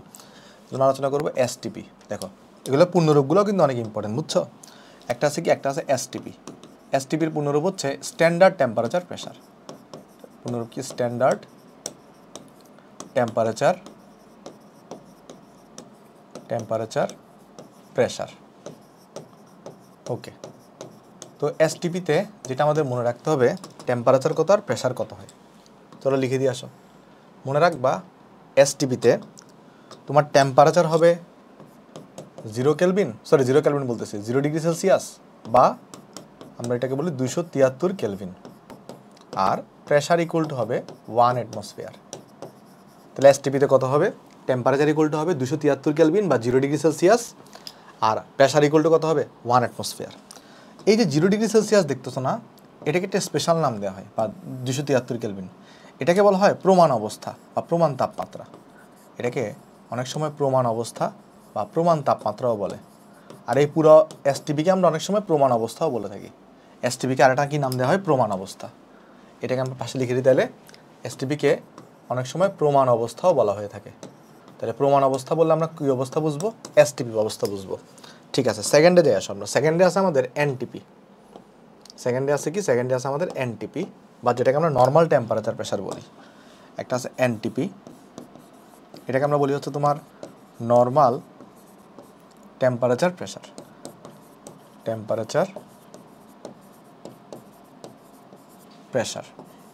এখানে যে জিনিসটা মাথায় রাখবা, যদিও এনটিপিতে টেম্পারেচারটা তোমার হচ্ছে 293 কেলভিন হয়, বাট আমাদের বইতে এসটিপি আর এনটিপিকে সেম ধরা হয়েছে। অর্থাৎ আমাদের বই অনুযায়ী এনটিপিতে টেম্পারেচার কত? 273 কেলভিনই, বুঝছো? যদিও ডিফারেন্ট, বাট অ্যাকচুয়ালি যেহেতু আমাদের বই দেখে করতে হবে, তাহলে আমাদের বই অনুযায়ী এখানে টেম্পারেচার আর প্রেশারটা এসটিপির মতোই, অর্থাৎ কী হবে? এইটা সেমই হবে, বুঝছো? যদিও এখানে টেম্পারেচার 273 কেলভিন না হয়ে 293 কেলভিন হয়, বাট আমাদের বই অনুযায়ী এনটিপি আর এসটিপি সেম। সো আমাদের ওইভাবে করতে হবে, টেম্পারেচার 273 কেলভিন আর প্রেশার এত। আচ্ছা, আর এইখানে সূত্র অনুযায়ী, এই দেখো এইখানে সূত্র অনুযায়ী এন ইকুয়াল টু কী হবে? এসটিপিতে আয়তন লিটার এককে বাই 22.4। ভাই এই সূত্র আপনি পাইছেন কোত্থেকে? বেসিক্যালি যেটা করা হয়েছে, আমরা জানি এন ইকুয়াল টু কি লিখতে পারি? পিভি ডিভাইডেড বাই আরটি লিখতে পারি না? তো এখানে প্রেশারের জায়গায় 1 অ্যাটমসফিয়ার বসাও, টেম্পারেচারের জায়গায় 273 বসাও, দেখবে আর এর জায়গায় 0.081 বসাও, দেখবে এন ইকুয়াল টু অত চলে আসছে। ওইভাবে বের করা হয়, ঠিক আছে? আর এই ক্ষেত্রে তাহলে এন ইকুয়াল টু কত হবে? যেহেতু সেম জিনিস, তাহলে এনটিপিতে আয়তন লিটার একক বাই 22.4 আসবে। আচ্ছা, ওর অন্যদিকে তুমি যদি এটা দেখো যে তোমার আরেকটা যেটা আছে এসএটিপি, আরেকটা পদ্ধতি আছে আমাদের, সেটা কি? এসএটিপি। আরেকটা পদ্ধতি আছে আমাদের, যাকে আমরা কি বলি? এসএটিপি। এসএটিপি এটাকে বলা হয় standard ambient temperature pressure. Standard ambient temperature pressure. এটা অনুযায়ী মনে রাখবা, এখানে দুইটা একটু ভিন্ন হয়। কত হয় আমি বলে দিচ্ছি তোমাকে, দেখো একটু বাঁকাতারা হয়েছে, সরি এই জন্য। হ্যাঁ, ওকে, দেখো এইটা অনুযায়ী তোমার টেম্পারেচার ইকুয়াল টু হবে 298 কেলভিন। এসএটিপি অনুযায়ী টেম্পারেচার কত হবে? 298 কেলভিন হবে, বা 25 ডিগ্রি সেলসিয়াস, বা কত হয়ে থাকে? বা 25 ডিগ্রি সেলসিয়াস। আর এখানে প্রেশার ইকুয়াল টু হয়ে থাকে 100 কিলো প্যাসকেলের মতো, 100 কিলো প্যাসকেলের মতো। এখানে এই টেম্পারেচারের একটা গুরুত্ব আছে। এই টেম্পারেচারটাকে কক্ষ তাপমাত্রাও বলা হয়ে থাকে। তাহলে এই টেম্পারেচারকে কত বলা হয়? কি বলা হয়? কক্ষ তাপমাত্রাও বলা হয়ে থাকে। তাহলে যদি কখনো কক্ষ তাপমাত্রা বলে, তাহলে আমরা বুঝবো 25 ডিগ্রি সেলসিয়াস বা 298 কেলভিন। আর যদি আমাকে প্রমাণ তাপমাত্রা বলে, তাহলে আমরা কত বুঝবো? 0 ডিগ্রি সেলসিয়াস বা 273 কেলভিন। আর এইখানে যদি এই ভ্যালুগুলোকে তুমি ওইখানে বসাও, জাস্ট পি এর জায়গায় কত বসাবা? 100 ডিভাইডেড বাই 101.325, কারণ অ্যাটমসফিয়ারে নিতে হবে। তাহলে দেখবা তুমি এখানে এন এর সূত্র কত পেয়ে যাওয়া জানো? এখানে তাহলে তোমার এন এর সূত্র চলে আসবে এসএটিপিতে আয়তন লিটার এককে ডিভাইডেড বাই 24.789। তাহলে এনের এই সূত্রগুলো মনে রাখবা, এগুলো তোমার এমসিকিউতে কাজে দিবে, বুঝছো? ওকে, চলো আমরা নেক্সটে চলে যাই। আসো নেক্সটে আমরা ওই যে একটা সূত্র যদি একটু পরে প্রমাণ করব, বাট আমার মনে হয় যে লিখে দেওয়া দরকার। সেটা হচ্ছে আদর্শ গ্যাসের সমীকরণ। এটা তোমার অনেক জায়গায় কাজে লাগবে। একটা সমীকরণ আছে আমাদের, যদি এটা কোত্থেকে আসছে একটু পরে বলে দিব, আজকে না, নেক্সট দিন বলবো। আদর্শ গ্যাসের ইকুয়েশন বা সমীকরণ কত হয়ে থাকে? পিভি ইকুয়াল টু এনআরটি হয়ে থাকে। তো এখানে যদি একটু অ্যানালাইসিস করতে চাও যে ভাই এখানে আমাকে একটু বলেন যে প্রেশার দ্বারা কি বোঝায়, পি দ্বারা কি বোঝায়, ভি দ্বারা কি বোঝায়, তারপরে এন দ্বারা কি বোঝায়, তারপরে তোমার হচ্ছে আর তুমি জানো সার্বজনীন গ্যাস ধ্রুবক টি দ্বারা কি বোঝায়। চলো দেখাই। আসো এখানে পি দ্বারা বোঝাবে গ্যাস দ্বারা প্রয়োগকৃত চাপ। তাহলে পি দ্বারা কি বোঝাবে? যে গ্যাস দ্বারা প্রয়োগকৃত, মানে গ্যাসের কণাগুলা পাত্রের দেয়ালে কি পরিমাণ চাপ প্রদান করে, এটা হচ্ছে পি। ভি দ্বারা বোঝাবে গ্যাসের কণাগুলা কি পরিমাণ আয়তনে বিচরণ করতেছে বা এদের দ্বারা দখলকৃত আয়তন কত। তাহলে আমরা বলতে পারি গ্যাস বিচরণের আয়তন। ভি মানে কি? গ্যাস বিচরণের আয়তন, মানে কত আয়তন দূরে তারা দৌড়াদৌড়ি করতেছে। তাহলে এটা হচ্ছে গ্যাস বিচরণের আয়তন, ভি। এখানে মনে রাখবা এন যেটা আছে এটা দ্বারা বোঝাবে মোট মোল সংখ্যা। এটা কিন্তু শুধু মোল সংখ্যা না, এটা দ্বারা বোঝাবে কি? মোট মোল সংখ্যা। ধরো তোমার একটা পাত্রে 2-3টা গ্যাস আছে, তো এখানে যখন তুমি PV equal two nRT use করবো, এখানে কিন্তু এন মানে হবে সবগুলো গ্যাসের মোট মোল সংখ্যা। আর টি তো তুমি জানো তাপমাত্রা, টি জানো তুমি তাপমাত্রা। তাপমাত্রাকে আমরা এখানে কোন এককে প্রকাশ করবো? সবসময় কেলভিন এককে প্রকাশ করবো। তাপমাত্রাকে সবসময় কেলভিন এককে নিতে হবে। আচ্ছা এবার যাই আমরা। আসো আমাদের বয়েলের সূত্র। বয়েলের সূত্র যেটা আছে সেটা কি আমি তোমাকে বুঝাই বলি। আসো ধরো আগে একটু উদাহরণ দিয়ে তোমাকে দেখাই। দেখো ধরো তুমি এখানে একটা সিলিন্ডার নিচ্ছ, কেমন? এই জায়গায় তুমি একটা সিলিন্ডার নিচ্ছ, ঠিক আছে? এটা তোমার একটা সিলিন্ডার। ওকে, এই সিলিন্ডারটাকে আমি এইভাবে দেখাই, তাহলে তোমার বুঝতে সুবিধা হবে। ধরো এটা তোমার সিলিন্ডার। সিলিন্ডারে একটা পিস্টন আছে। পিস্টন চিনো তোমরা? একটা সিলিন্ডারে পিস্টনটা কিন্তু আপ ডাউন করতে পারে এরকম, তাই না? সিলিন্ডারের মধ্যে গ্যাস থাকে, ওই সিলিন্ডারটাকে পিস্টনটাকে আপ ডাউন করার মাধ্যমে এই যে তোমার ভিতরের আয়তনটাকেও কন্ট্রোল করা হয়, এর ফলে কিন্তু প্রেশারটাও কন্ট্রোল হয়, রাইট? ওকে, তো চলো দেখানোর চেষ্টা করি। আসো ধরো এটা তোমার পিস্টন, এখানে ধরো সিলিন্ডার। ধরো এটার এইটা প্রান্ত এখানে একটা ওপেন করা আছে, আর এই জায়গায় ধরা যাক আমার কাছে এখানে একটা পিস্টন লাগানো আছে। এটা হচ্ছে আমার কাছে একটা পিস্টন। ওকে, এটা হচ্ছে আমার কাছে এখানে একটা পিস্টন আছে। এটাকে চলো কালার চেঞ্জ করে দিই, এরকম করে দিই। আসো ওকে, তাহলে আমি এটাকে একটু কপি করি। আসো এই জিনিসটাকে চলো একটু কপি করলাম। দুইটা চিত্র রাখবো তো আমরা, এই জন্য দেখো। ওকে, চলো বোঝানোর চেষ্টা করি। আসো এটা হচ্ছে আমার প্রথম অবস্থা, 1 নম্বর অবস্থা। এটা হচ্ছে আমার 1 নম্বর অবস্থা, আর এটা হচ্ছে আমার 2 নম্বর অবস্থা। দেখো সিলিন্ডারের ভিতরে ধরো এখানে কিছু গ্যাস আছে, এখানে ধরা যাক আমার কাছে কিছু গ্যাসের কণা আছে। এটা হচ্ছে আমার পুরোটা হচ্ছে সিলিন্ডার, কেমন? এই পুরোটা কি? এটা হচ্ছে আমার সিলিন্ডার। এটা হচ্ছে আমার একটা সিলিন্ডার। কোনটা? এটা। আর এটা কি জিনিস? এটা হচ্ছে একটা পিস্টন। এটা কি? এটা হচ্ছে আমার একটা পিস্টন, যেটাকে কি করা যায়? এটাকে ডানে বামে নেওয়া যায়। তো ধরো গ্যাসগুলা ফার্স্ট এখানে অবস্থায় আছে, তো গ্যাসের কণাগুলো ধরো এই আয়তন দখল করছে। ধরা যাক এই গ্যাসের কণাগুলো যে আয়তনটা দখল করছে, সেই আয়তনটাকে আমরা নাম দিচ্ছি হচ্ছে V1। তাহলে বুঝতেছো যে গ্যাসের কণাগুলো যে আয়তন দখল করে আছে, এই আয়তনটাকে আমরা নাম কি দিলাম? V1 নাম দিলাম। এখন এই গ্যাসের কণাগুলো তো দৌড়াদৌড়ি করতেছে, তারা এখানে এই পাত্রের দেয়ালের গায়ে ধাক্কা দিচ্ছে না? ধরা যাক তারা পাত্রের দেয়ালের গায়ে যে ধাক্কাটা দিবে, ধরা যাক তারা পাত্রের দেয়ালের গায়ে যে ধাক্কাটা দিচ্ছে, সেটাকে আমরা বলতেছি P1। তাহলে বুঝো প্রথম অবস্থায় আমার কাছে গ্যাসগুলো এরকম ছড়াই ছিটায় আছে, তো আমি একটা পিস্টনটাকে এখানে রাখছি। পিস্টনের এখানে ধরো একটা নব আছে, যেটা দ্বারা কী করতে পারবো? আমি পিস্টনটাকে মানে সামনে পিছিয়ে করতে পারবো, বুঝছো? তো প্রথমে গ্যাসগুলো যখন আসে তখন তারা V1 আয়তন দখল করছে, আর প্রেশার এখানে দিচ্ছে P1 পরিমাণ। এখন আমি করলাম কি, এই যে পিস্টনটা, এটাকে আমি একটু, এই যে পিস্টনটার এখানে যে হ্যান্ডেল আছে, এটা যেটা আছে, এটাকে আমি একটু সংকুচিত করে বা প্রেস করে এটাকে ভিতরের দিকে মানে প্রবেশ করাই দিলাম। অর্থাৎ এখানে দেখো একটা যে আমার কাছে পিস্টনের এখানে যে একটা স্ক্রু ছিল বা একটা যে হ্যান্ডেল ছিল, এটাকে আমি প্রেস করে পিস্টনটাকে আমি ভিতরের দিকে দিয়ে দিলাম। তাহলে এবার কী হবে দেখো তো, কী চেঞ্জ আসছে এখানে? কী চেঞ্জ আসছে চলো দেখার চেষ্টা করি। প্রথম কথা আমাকে বলো যে এখানে গ্যাসগুলার, এখানে যদি গ্যাসের মোল সংখ্যা n থাকে, এই জায়গাতেও, বা তুমি চিন্তা করে দেখো এখানে গ্যাসের যে ভর, এটা ধরা যাক m, এখানে যে পরিমাণ যে গ্যাস আছে তার ভর হচ্ছে m, আর তাদের মোল সংখ্যা হচ্ছে n। তাহলে তুমি আমাকে বলো, যখন তুমি পিস্টনটাকে এই জায়গা থেকে এই জায়গায় আনছো। পিস্টনটা আগে কোন জায়গায় ছিল? পিস্টন আগে ছিল এই জায়গায়, পিস্টন আগে ছিল এই জায়গায়, জিনিসটা বুঝো। পিস্টন আগে ছিল এই জায়গায়, পিস্টন আগে ছিল এই জায়গায়, ওকে, পিস্টন আগে ছিল এই জায়গায়। তো এটার সাথে পিস্টনটাকে গিয়ে দেখাই দিই ইয়াটা, হ্যান্ডেলটা। পিস্টন আগে ছিল এই জায়গাতে, তো তুমি কি করছো? এই জায়গা থেকে এই জায়গায় আনছো। তাহলে গ্যাস, কোনো গ্যাস কি বের হয়েছে? পাত্র থেকে কি কোনো গ্যাস বের হয়েছে? আনসার হচ্ছে না, পাত্র থেকে কোনো গ্যাস বের হয়নি। তাহলে এখনও পাত্রে কি পরিমাণ, কত মোলের গ্যাস থাকবে? n মোলই গ্যাস থাকবে। অর্থাৎ পাত্রে কিন্তু গ্যাসের ভর mই হবে, কারণ কোনো গ্যাসের কণা তো পাত্র থেকে বের হয়নি। দেখো এখানে যে পরিমাণ গ্যাস ছিল, জাস্ট তুমি পিস্টনটাকে এখানে প্রেস করার কারণে গ্যাসের মোল সংখ্যা কিন্তু সেমই থাকবে, কারণ কোনো গ্যাস এখনও পাত্র থেকে বের হয়নি, সিলিন্ডার থেকে বের হয়নি। আবার গ্যাসের ভলিউমও কিন্তু সেম থাকবে, অর্থাৎ এখানে m ভরের গ্যাস আর ওই n মোলের গ্যাসই থাকবে। বাট কাহিনী কী হচ্ছে? পিস্টনটাকে তুমি সংকোচন করার ফলে কী হয়েছে বলো তো? সংকোচন করার ফলে যে ঘটনাটা ঘটছে, এখানে এই গ্যাসগুলোর আয়তন কমে গেছে, বা বিচরণকৃত আয়তনটা কমে গেছে। মানে এরা যে আয়তন জুড়ে আছে, এটা যদি V2 বলি, ডেফিনেটলি এই V2টা লেস দেন V1, মানে এখানে আয়তনটা কমে গেছে। এটা তো সবাই বুঝতে পারতেছে, এখানে কী হয়েছে? ডেফিনেটলি আয়তনটা এখানে কমে গেছে। মানে আগে গ্যাসগুলো এত আয়তন জুড়ে বিচরণ করতো, এখন গ্যাসগুলো কিন্তু আর অত আয়তন জুড়ে বিচরণ করতে পারতেছে না, একদম অল্প জায়গায় সেই সমভরের বা সেই সমপরিমাণ গ্যাসটাই রয়ে গেছে। মানে সেম আয়তন না, সেম ভরের এবং সেম মোল সংখ্যার, বাট চেঞ্জটা হয়েছে কি?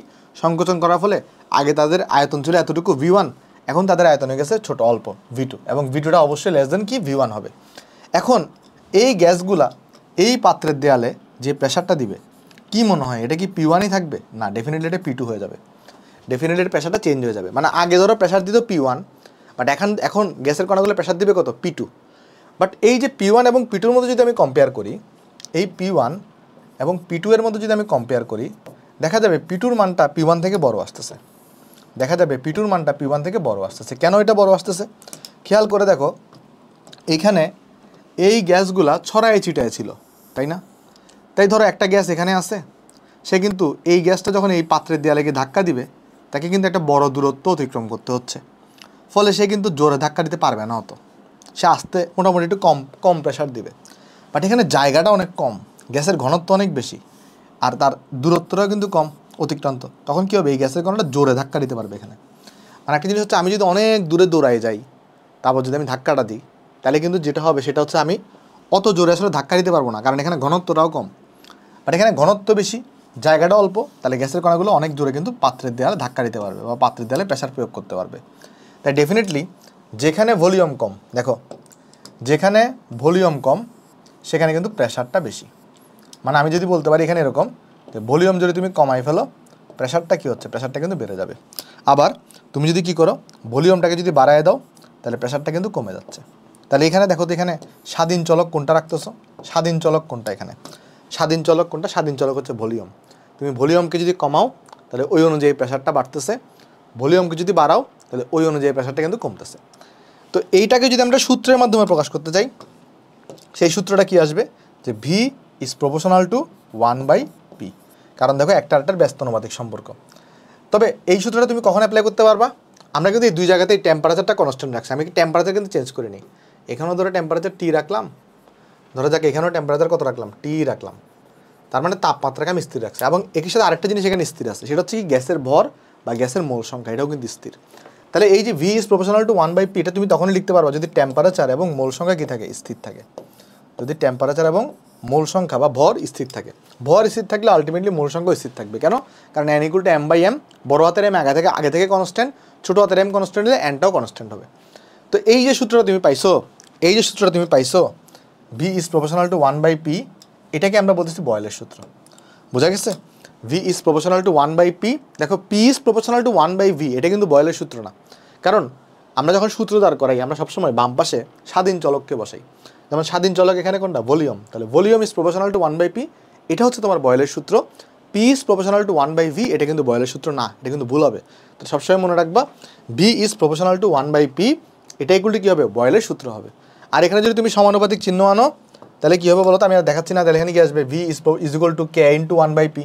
তাহলে পরে এটাকে আমি কি লিখতে পারবো? PV ইকুয়াল টু কনস্ট্যান্ট, এরকম একটা সূত্র দাঁড় করাতে পারবো। বাট খেয়াল রাখতে হবে সবসময়, এই সূত্র তখন অ্যাপ্লাই হবে যদি টেম্পারেচার এবং মোল সংখ্যা কী থাকে? স্থির থাকে। আবার তাহলে এখানে দুইটা যদি আমি প্রেশার ভলিউম কনসিডার করি, তখন এখানে কি লেখা যায়?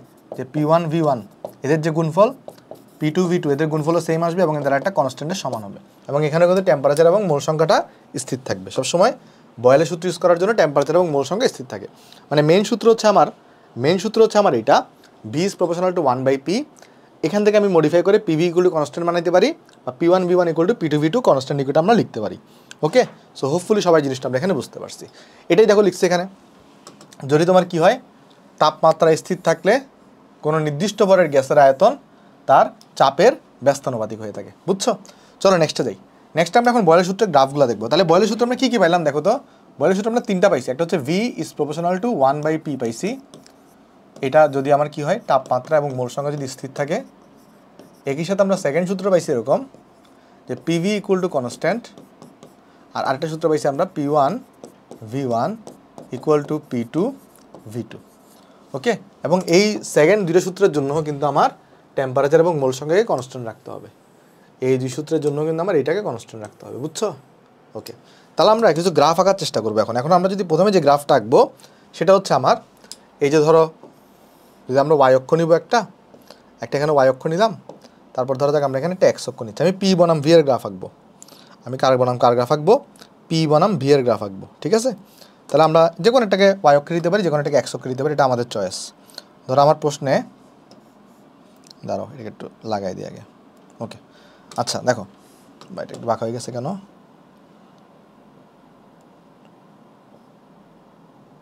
ঠিক আছে, এখন দেখো আমরা ওয়াই অক্ষে আমরা প্রেসারকে দিলাম, এক্স অক্ষে আমরা ভলিউমকে দিলাম। তাহলে এদের গ্রাফটা কীরকম হবে জানো? এই গ্রাফটা হবে এরকম। দেখো এই গ্রাফটাকে চলো ব্যাখ্যা করি একটু করে। এই গ্রাফটা কীরকম হবে? এরকম। গ্রাফটাকে চলো ব্যাখ্যা করার চেষ্টা করি। দেখো ফার্স্ট অফ অল আমরা এই অঞ্চলটাকে একটু ব্যাখ্যা করি। দেখো এই অঞ্চলে তুমি যদি লক্ষ্য করে দেখো এখানে প্রেশার অনেক বেশি, বাট দেখো এইটা এই এক্স অক্ষের কিন্তু কাছে, তার মানে এই জায়গায় কিন্তু ভলিউমটা কম, বাট প্রেশারের বিল অনেক বেশি, এই জায়গায় কিন্তু ভলিউমটা কিন্তু কম। আর এই অঞ্চলে তুমি যদি দেখো প্রেশারের বিল দেখো একদম কম, নিচের দিকে আছে, ওয়াই অক্ষের বিল কিন্তু কম, আর এক্স অক্ষের বিল অনেক বেশি। তার মানে এখানে প্রেশারের বিলটা কম, এখানে কিন্তু ভলিউমটা অনেক বেশি। তার মানে এই যে আমার এই সূত্রটাকে সে কিন্তু সমর্থন করতেছে। আর এটা তোমরা কণিক পড়ার সময় দেখবা, এরকম ব্যস্তানুপাতিক সম্পর্ক থাকলে এরকম গ্রাফটা এরকম হয়ে থাকে। আর কণিকের ভাষায় এই গ্রাফটার প্রকৃতি কিরকম জানো? এটা হচ্ছে একটা আয়তাকার অধিবৃত্ত। কণিকের ভাষায় কণিক ম্যাথ সেকেন্ড পেপারে চ্যাপ্টার 6 বলা হবে এই গ্রাফটা কীরকম হয়ে থাকে? আয়তাকার অধিবৃত্ত শেপের হয়ে থাকে। আর এই গ্রাফটা যখন আমরা অঙ্কন করছি, এই গ্রাফের প্রত্যেক বিন্দুতে একটা ফিক্সড টেম্পারেচার ছিল, টেম্পারেচারটা কিন্তু কনস্ট্যান্ট ছিল। প্রত্যেক বিন্দুতে কী ছিল? একটা টেম্পারেচার কনস্ট্যান্ট ছিল। এখানে T টেম্পারেচার, সব জায়গায় টেম্পারেচারটা কিন্তু কনস্ট্যান্ট ছিল। অর্থাৎ এই গ্রাফগুলো যখন অঙ্কন করা হয় একটা পার্টিকুলার টেম্পারেচারে গ্রাফটা অঙ্কন করা হয়। এখন এটা স্বাভাবিকভাবে একটা কোয়েশ্চেন আসে, তাহলে ভাই যদি আমি এই যে পরিবর্তন করি, টেম্পারেচার পরিবর্তন করি, তাহলে গ্রাফটার কী পরিবর্তন হবে? দেখো খেয়াল করে, যদি আমি কী করতে চাই, ধর এখানে আমি P বনাম V এর গ্রাফ আঁকবো, বাট আমি ডিফারেন্ট টেম্পারেচার আঁকবো। যেমন এমন হতে পারে আমি T1 তাপমাত্রা একটা গ্রাফ আঁকবো, তখন দেখা যাবে কি জানো? ধরো তুমি T1 তাপমাত্রায় গ্রাফ আঁকছো, তখন এটা এরকম পাইছো। T1 তাপমাত্রার জন্য গ্রাফ পাইছো, সেটা গ্রাফ আঁকছো, সেটা এরকম পাইছো। এটা হচ্ছে T1 তাপমাত্রার গ্রাফ। অর্থাৎ এই গ্রাফের যে কোনো বিন্দুতে, তুমি যে কোনো বিন্দু নাও, যে কোনো বিন্দুতে টেম্পারেচার থাকবে T1। এই গ্রাফের যে কোনো বিন্দুতে টেম্পারেচার থাকবে কত? T1। যদি তুমি টেম্পারেচার চেঞ্জ করো, ধরো T2 তাপমাত্রা, তখন দেখা যাবে গ্রাফটা এরকম হবে। তাহলে দেখা যাবে এটা T2 তাপমাত্রার গ্রাফ হচ্ছে এরকম। আবার ধরো তুমি আরেকটা তাপমাত্রায় গ্রাফ আঁকতে যাচ্ছ, দেখা যাবে T3 তাপমাত্রায় গ্রাফটা এরকম থাকবে। অর্থাৎ তাপমাত্রা চেঞ্জ করলে গ্রাফটা এরকম চেঞ্জ হতে থাকবে, বাট সবসময় অধিবৃত্ত শেপের হবে। ওকে, অর্থাৎ দেখো এই গ্রাফে যে কোনো পয়েন্টে, এই গ্রাফে যে কোনো পয়েন্টে তাপমাত্রা কত থাকবে? তাপমাত্রা T3 থাকবে। যে কোনো পয়েন্টে তাপমাত্রা T3 থাকবে, যে কোনো পয়েন্টে তাপমাত্রা কিন্তু স্থির আছে এখানে। ওকে, আচ্ছা আরেকটা জিনিস দেখো, এই যে গ্রাফগুলো তুমি দেখতেছো, এই গ্রাফগুলো আঁকার সময় আমরা তাপমাত্রাকে স্থির করে আঁকছি। যে কোনো কিছুকে আমরা তাপমাত্রাকে যদি স্থির করে আঁকি, সেই গ্রাফগুলোকে বলা হয় আইসোথার্মাল গ্রাফ। এই গ্রাফগুলোকে আমরা কি বলবো? আইসোথার্মাল গ্রাফ বলবো। কেন? কারণ আইসো মানে সমান, আর আমরা এখানে তাপমাত্রাকে সমান রেখে আঁকছি। তাই বয়েলের সূত্রে যে গ্রাফগুলো পাওয়া যায় সেগুলোকে কি বলা হয়? আইসোথার্মাল গ্রাফ আমরা বলে থাকি। তারপরে আরও কিছু গ্রাফ আছে, যেমন দু একটা গ্রাফ তোমাকে দেখাই আসো। ধরো তুমি যদি এখানে কি করো, আমরা তাহলে একটা ওয়াই অক্ষ নিব, একটা এক্স অক্ষ নিব। একটা ওয়াই অক্ষ নিচ্ছি এখানে, তারপর ধরো যাক একটা এক্স অক্ষ নিচ্ছি এই পাশে। ওকে, দেখো এবার আমরা কার গ্রাফ আঁকবো জানো? এবার আমরা আঁকবো, তুমি যদি একটাকে ইনভার্স করে দাও, অর্থাৎ ধরো তুমি এখানে V দিছো, এই জায়গায় ধরো তুমি 1/P দিছো। তাহলে এই জায়গায় তুমি ওয়াই অক্ষে দিছো ভি আর এদিকে দিছো 1/p। তাহলে গ্রাফটা কীরকম হবে দেখো, একটা সমীকরণ তো আমরা সবাই জানি, সেটা কোনটা সমীকরণ? PV equal to constant. PV equal to কি? PV equal to constant. যে কোনো গ্রাফ আঁকার সময় ওয়াই বরাবর যাকে দিছো তাকে বাম পাশে রাখবা। তাহলে ভিটাকে আমি বাম পাশে রাখবো, তাহলে এখানে কি পেয়ে যাবো? কে গুণন 1/p পেয়ে যাবো। তাহলে তুমি খেয়াল করে দেখো, এই ভিটাকে তুমি বলতেছো হচ্ছে ওয়াই অক্ষে দিছো, আর এই 1/pটাকে পুরা 1/pটাকে তুমি কিন্তু এক্স দিছো, তুমি কিন্তু এটা পি আঁকতেছো না, এখানে কিন্তু 1/p। তাহলে এই সমীকরণটা ওয়াই ইকুয়াল টু mx এর মতো না? তাহলে এইখানে আসলে অ্যাকচুয়ালি গ্রাফটা কীরকম পাবা তুমি? এই গ্রাফটা পাবা হচ্ছে তুমি এরকম একটা মূলবিন্দুকে আমি সরল রেখা পাবা। বাট যেটা হয়, কোনো একটা গ্যাসের আয়তন কখনো আসলে একজ্যাক্ট শূন্য হতে পারে না, তখন এই জন্য আমরা কী করি, এখানে একটু করে এখানে ডট ডট আকারে দেখাই দিই, একদম একজ্যাক্টলি না মিলে। বাট প্রশ্নে দেখবা সবসময় ডাইরেক্ট লাইনই আঁকছে, মানে কোনো একটা গ্যাসের আয়তন, কারণ যত আয়তন কমাবা তারা তরলে পরিণত হয়ে যায়, শূন্য হতে পারে না আসলে। এই জন্য আমরা এইটাকে এরকম ডাইরেক্ট চোখ না করে ডট ডট আকারে দেখাই। বাট বেশিরভাগ ক্ষেত্রে ম্যাথে দেখবা গ্রাফে অঙ্কগুলোকে ডাইরেক্ট আঁকার সুবিধার জন্য ডাইরেক্ট এঁকেই দিছে, সেটা তো প্যারা নেওয়ার দরকার নেই। সো হোপফুলি এই গ্রাফটা কেমনে আসছে আমরা বুঝতে পারছি। এবং এই গ্রাফটা অঙ্কন করার সময়ও কিন্তু গ্রাফের প্রত্যেকটা পয়েন্টে টেম্পারেচার কিন্তু কনস্ট্যান্ট ছিল, কারণ এই গ্রাফ এই সূত্র তুমি যখনই ইউজ করবা তখনই টেম্পারেচার কিন্তু কী থাকে? কনস্ট্যান্ট থাকে। তাহলে টেম্পারেচার এখানে টি তাপমাত্রায় 100। তাহলে এখন কেউ প্রশ্ন করতে পারে, ভাই আমি যদি তাহলে তাপমাত্রা চেঞ্জ করি তাহলে কীরকম হবে গ্রাফটা? দেখো তাহলে কীরকম হবে, তাহলে যে ঘটনাটা ঘটবে, তাহলে আমি এটাকে একটু মুছে দিই, কেমন আগের মধ্যে থাকুক। ধরো এটা তুমি টি তাপমাত্রা, ধরো এটা তুমি T1 তাপমাত্রায় পাইছো, তুমি কি আঁকতেছো? ভি বনাম 1/p এর লেখচিত্র আঁকতেছো। তুমি যদি অন্য তাপমাত্রায় আঁকতা তখন দেখা যেত গ্রাফটা এরকম হইতো। তুমি যদি আরেক তাপমাত্রায় আঁকো, ধরো এই আরেকটা অন্য তাপমাত্রায় আঁকবে, এরকম পাইতা। অর্থাৎ ধরো এটা তোমার T2 তাপমাত্রার গ্রাফ, এটা তোমার T3 তাপমাত্রার গ্রাফ। এবং এখান থেকে কীরকম অঙ্ক আসে জানো? এখান থেকে জিজ্ঞেস করে যে কোন তাপমাত্রা বড়, কোন তাপমাত্রা ছোট, এরকম তোমাকে কোয়েশ্চেন কিন্তু জিজ্ঞেস করে। এটা আমরা দেখাই দিব কীভাবে তুমি সলভ করবা। সো হোপফুলি বুঝতে পারছো এই গ্রাফগুলো কীভাবে আসলে আসছে। আচ্ছা, আরেকটা গ্রাফ আমরা দেখবো এখন, ওই যে পিভি ইকুয়াল টু বা ধরো ব্যাপারটা কীরকম আমি তোমাকে দেখাই। ধরো এইখানে একটা গ্রাফ আঁকবো আমরা। আচ্ছা, এখান থেকে আঁকি, ধরো দেখো আরেকটা গ্রাফ তোমাকে এঁকে দেখে আসো। ধরো কথার কথা আমাকে বলছে তুমি কি আঁকো, এটাকে আগে মুছে ফেলি। হ্যাঁ, আমরা পিভি বনাম পি এর গ্রাফ আঁকবো, পিভি বনাম পি এর গ্রাফ। তাহলে এটা কীরকম হবে দেখো, আমরা সূত্র সবাই জানি, পিভি ইকুয়াল টু কী হয়ে থাকে? কনস্ট্যান্ট হয়ে থাকে। তাহলে পি এর তুমি যেই ভ্যালুই নাও না কেন, সবসময় ভ্যালুটা কনস্ট্যান্ট আসবে। তার মানে অ্যাকচুয়ালি তাহলে এখানে গ্রাফটা কীরকম হবে? এই গ্রাফটা হবে এরকম একটা স্ট্রেট লাইন তুমি পাবা। তার মানে পি এর তুমি যেই ভ্যালুই নাও, পিভি এর মানে একটা কনস্ট্যান্ট ভ্যালু তুমি এখানে পাবা। বোঝা গেছে? ওকে। এবার যদি কেউ পিভিটাকে ওয়াই এক্স অক্ষ বরাবর দিত আর পিটাকে যদি ওয়াই অক্ষ বরাবর দিত, তাহলে গ্রাফটা কীরকম হতো দেখো। ধরো কেউ এখানে কি করছে, পিভিটাকে এক্স অক্ষ বরাবর দিছে আর পিটাকে ধরো যাক ওয়াই অক্ষ বরাবর দিছে, তাহলে কী হইতো? পিভিতে একটা কনস্ট্যান্ট মান, তাহলে গ্রাফটা তুমি এরকম পাইতা। পিভিতে একটা কনস্ট্যান্ট মান থাকবে, তাহলে গ্রাফটা তুমি এরকম পাবা। দেখো পিভির একটা ভ্যালু কিন্তু ফিক্সড ভ্যালু আছে, তাহলে ওয়াই অক্ষ বরাবর দিলে তুমি গ্রাফটা এরকম পাবা। সো এই মোটামুটি এই গ্রাফগুলো আমাদের একটু জানা লাগবে। হোপফুলি তোমরা এখানে বুঝতে পারছো সবাই গ্রাফগুলো। তাহলে চলো আমরা নেক্সটে এখন ম্যাথে চলে যাব। এই গ্রাফ থেকে কী ধরনের ম্যাথ আসে চলো দেখে আসি। দেখো কী করবে জানো, তোমাকে এরকম T1 T2 T3 এগুলোর মধ্যে কে বড় কে ছোটো এগুলো বের করতে বলবে। এগুলো বের করে একদম সহজ। কী করবা জানো, সবসময় যখনই এরকম তোমাকে কে বড় কে ছোটো বের করতে বলবে, সুন্দর মতো তুমি যেটা করবা সেটা হচ্ছে তুমি এক্স অক্ষর বড় উপরে একটা লম্ব টানবা। যখনই তোমাকে কী করবে এরকম বলবে কে বড় কে ছোটো এরকম বের করতে বলবে, তুমি সাথে সাথে একটা এক্স অক্ষর বরাবর একটা লম্ব টানবা। তাহলে এটা একটা দেখো একটা পয়েন্টকে ছেদ করছে না এখানে, দেখো এখানে কিন্তু একটা পয়েন্টকে ছেদ করছে। এখন এক্স অক্ষ বরাবর তুমি কাকে দিছো? 1/p কে দিছো। তাহলে এই পয়েন্টে 1/p এর একটা ফিক্সড মান থাকবে। বলো তো এখানে কি থাকবে? 1/p এর একটা ফিক্সড মান থাকবে। দেখো আমি তোমাকে বুঝাই বলি, এক্স অক্ষ বরাবর তুমি 1/p দিছো, তাহলে এক্স অক্ষে 1/pটা চেঞ্জ হচ্ছে। ধরো এখানে 1/p1, ধরো এখানে 1/p2, এখানে ধরো 1/p3, 1/, এখানে p4। বাট যখনই তুমি একটা পয়েন্টকে ফিক্স করে দিবা তখন কিন্তু এখানে একটা এই পি এর মানটা কিন্তু কনস্ট্যান্ট হয়ে গেছে, 1/p মানে একটা ফিক্সড ভ্যালু চলে আসছে। জিনিসটা বুঝো, মানে ধরো তুমি এখানে এক্স অক্ষ দিছো একটা, কেমন? এখন এক্স অক্ষের দিকে ধরো যাক তুমি এক্স দেখাচ্ছ, এখন এক্সের মান এখানে 0, এখানে ধরো 1, এখানে ধরো 2, এখানে ধরো 3, এখানে ধরো 4। বাট যখনই তুমি একটা লাইন টেনে দিবা, অর্থাৎ একটা পার্টিকুলার পয়েন্টকে দিয়ে দিছো, তাহলে দেখা যাবে এখানে এক্সের মান কত? 2.3। তাহলে এটা যেখানে ছেদ করছে এই জায়গায় কিন্তু একটা ফিক্সড মান আছে, তাই না? 1/, এই এক্সের এই ক্ষেত্রে এক্সের একটা ফিক্সড মান থাকবে। অর্থাৎ আমরা এই ক্ষেত্রে আমরা কী করলাম, এই ক্ষেত্রে আমরা এক্স অক্ষ বরাবর 1/p আছে, তাহলে যেহেতু এক অক্ষের উপর আমি লম্ব টানছি, তাহলে এটাকে এখানে একটা ছেদ করছে, তাহলে এখানে 1/p এর একটা ফিক্সড মান থাকবে, বা 1/p এখানে কনস্ট্যান্ট হবে। তাহলে 1/p এখানে কী হবে এই ক্ষেত্রে? 1/pটা এই ক্ষেত্রে কনস্ট্যান্ট হবে। মনে রাখবা 1/p কী হবে এই ক্ষেত্রে? ধ্রুবক হবে বা কনস্ট্যান্ট হবে। ঠিক আছে?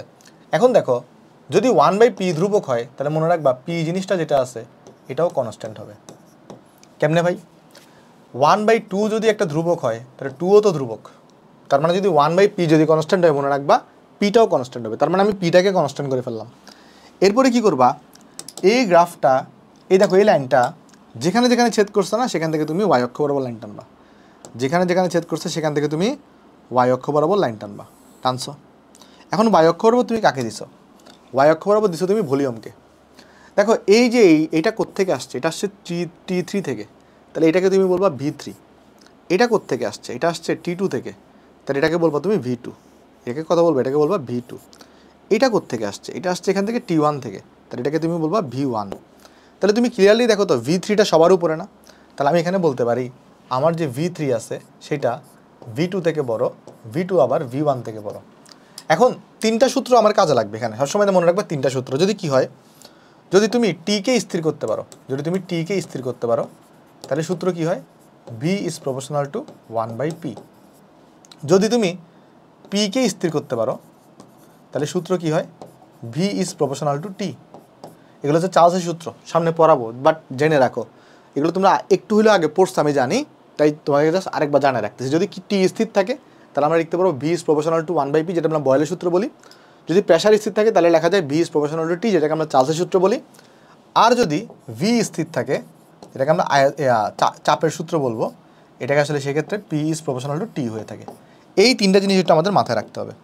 এই অঙ্কগুলো করার সময় এই তিনটা জিনিস আমাদের একটু মাথায় রাখতে হবে। তো চলো আমি তোমাকে বলি এখানে কি হচ্ছে। দেখো, তাহলে এই ক্ষেত্রে এই অঙ্কটা করার জন্য আমাদের কোন সূত্রটা অ্যাপ্লাই হবে? যেহেতু এখানে তুমি দেখো, ভালো করে লক্ষ্য করে দেখো, 1/p এর একটা তুমি ফিক্সড ভ্যালু পাইছো, কারণ এখানে তুমি x অক্ষের দিকে, মনে রাখবা এইসব অঙ্কে x অক্ষে যে থাকে সে কনস্ট্যান্ট থাকে। এইসব অঙ্কে x অক্ষে যে থাকে সে কনস্ট্যান্ট থাকে। তো যখন তুমি এখানে ছেদ করছো, তখন একটা ফিক্সড ভ্যালু পাইছো, তাহলে এখানে পিটা কিন্তু কনস্ট্যান্ট। তো p যদি কনস্ট্যান্ট হয়, তাহলে এখানে কি মনে রাখবা? V is proportional to t। তো V is proportional to t মানে কি? যার ভলিউম বেশি তার টেম্পারেচার বেশি। তাহলে ভলিউম বেশি কার? ভলিউম বেশি হচ্ছে V3 এর। তাহলে V3 এর কারেসপন্ডিং টেম্পারেচার কত? T3। তাহলে T3 ও T2 থেকে বড় হবে, T2টা T1 থেকে বড় হবে। ভাই আরও কয়েকটা ম্যাথ করলে আরও ক্লিয়ার হয়ে যাবে তোমার আইডিয়া। এটা হচ্ছে তোমার আনসার, যে কে বড় কে ছোট। T3টা T2 থেকে বড়, T2 আবার T1 থেকে বড়। আরেকটা ম্যাথ করে দিই, তাহলে তোমার কনসেপ্টটা আরও ক্লিয়ার হবে। ঠিক আছে, চলো আরেকটা ম্যাথ করি আসো।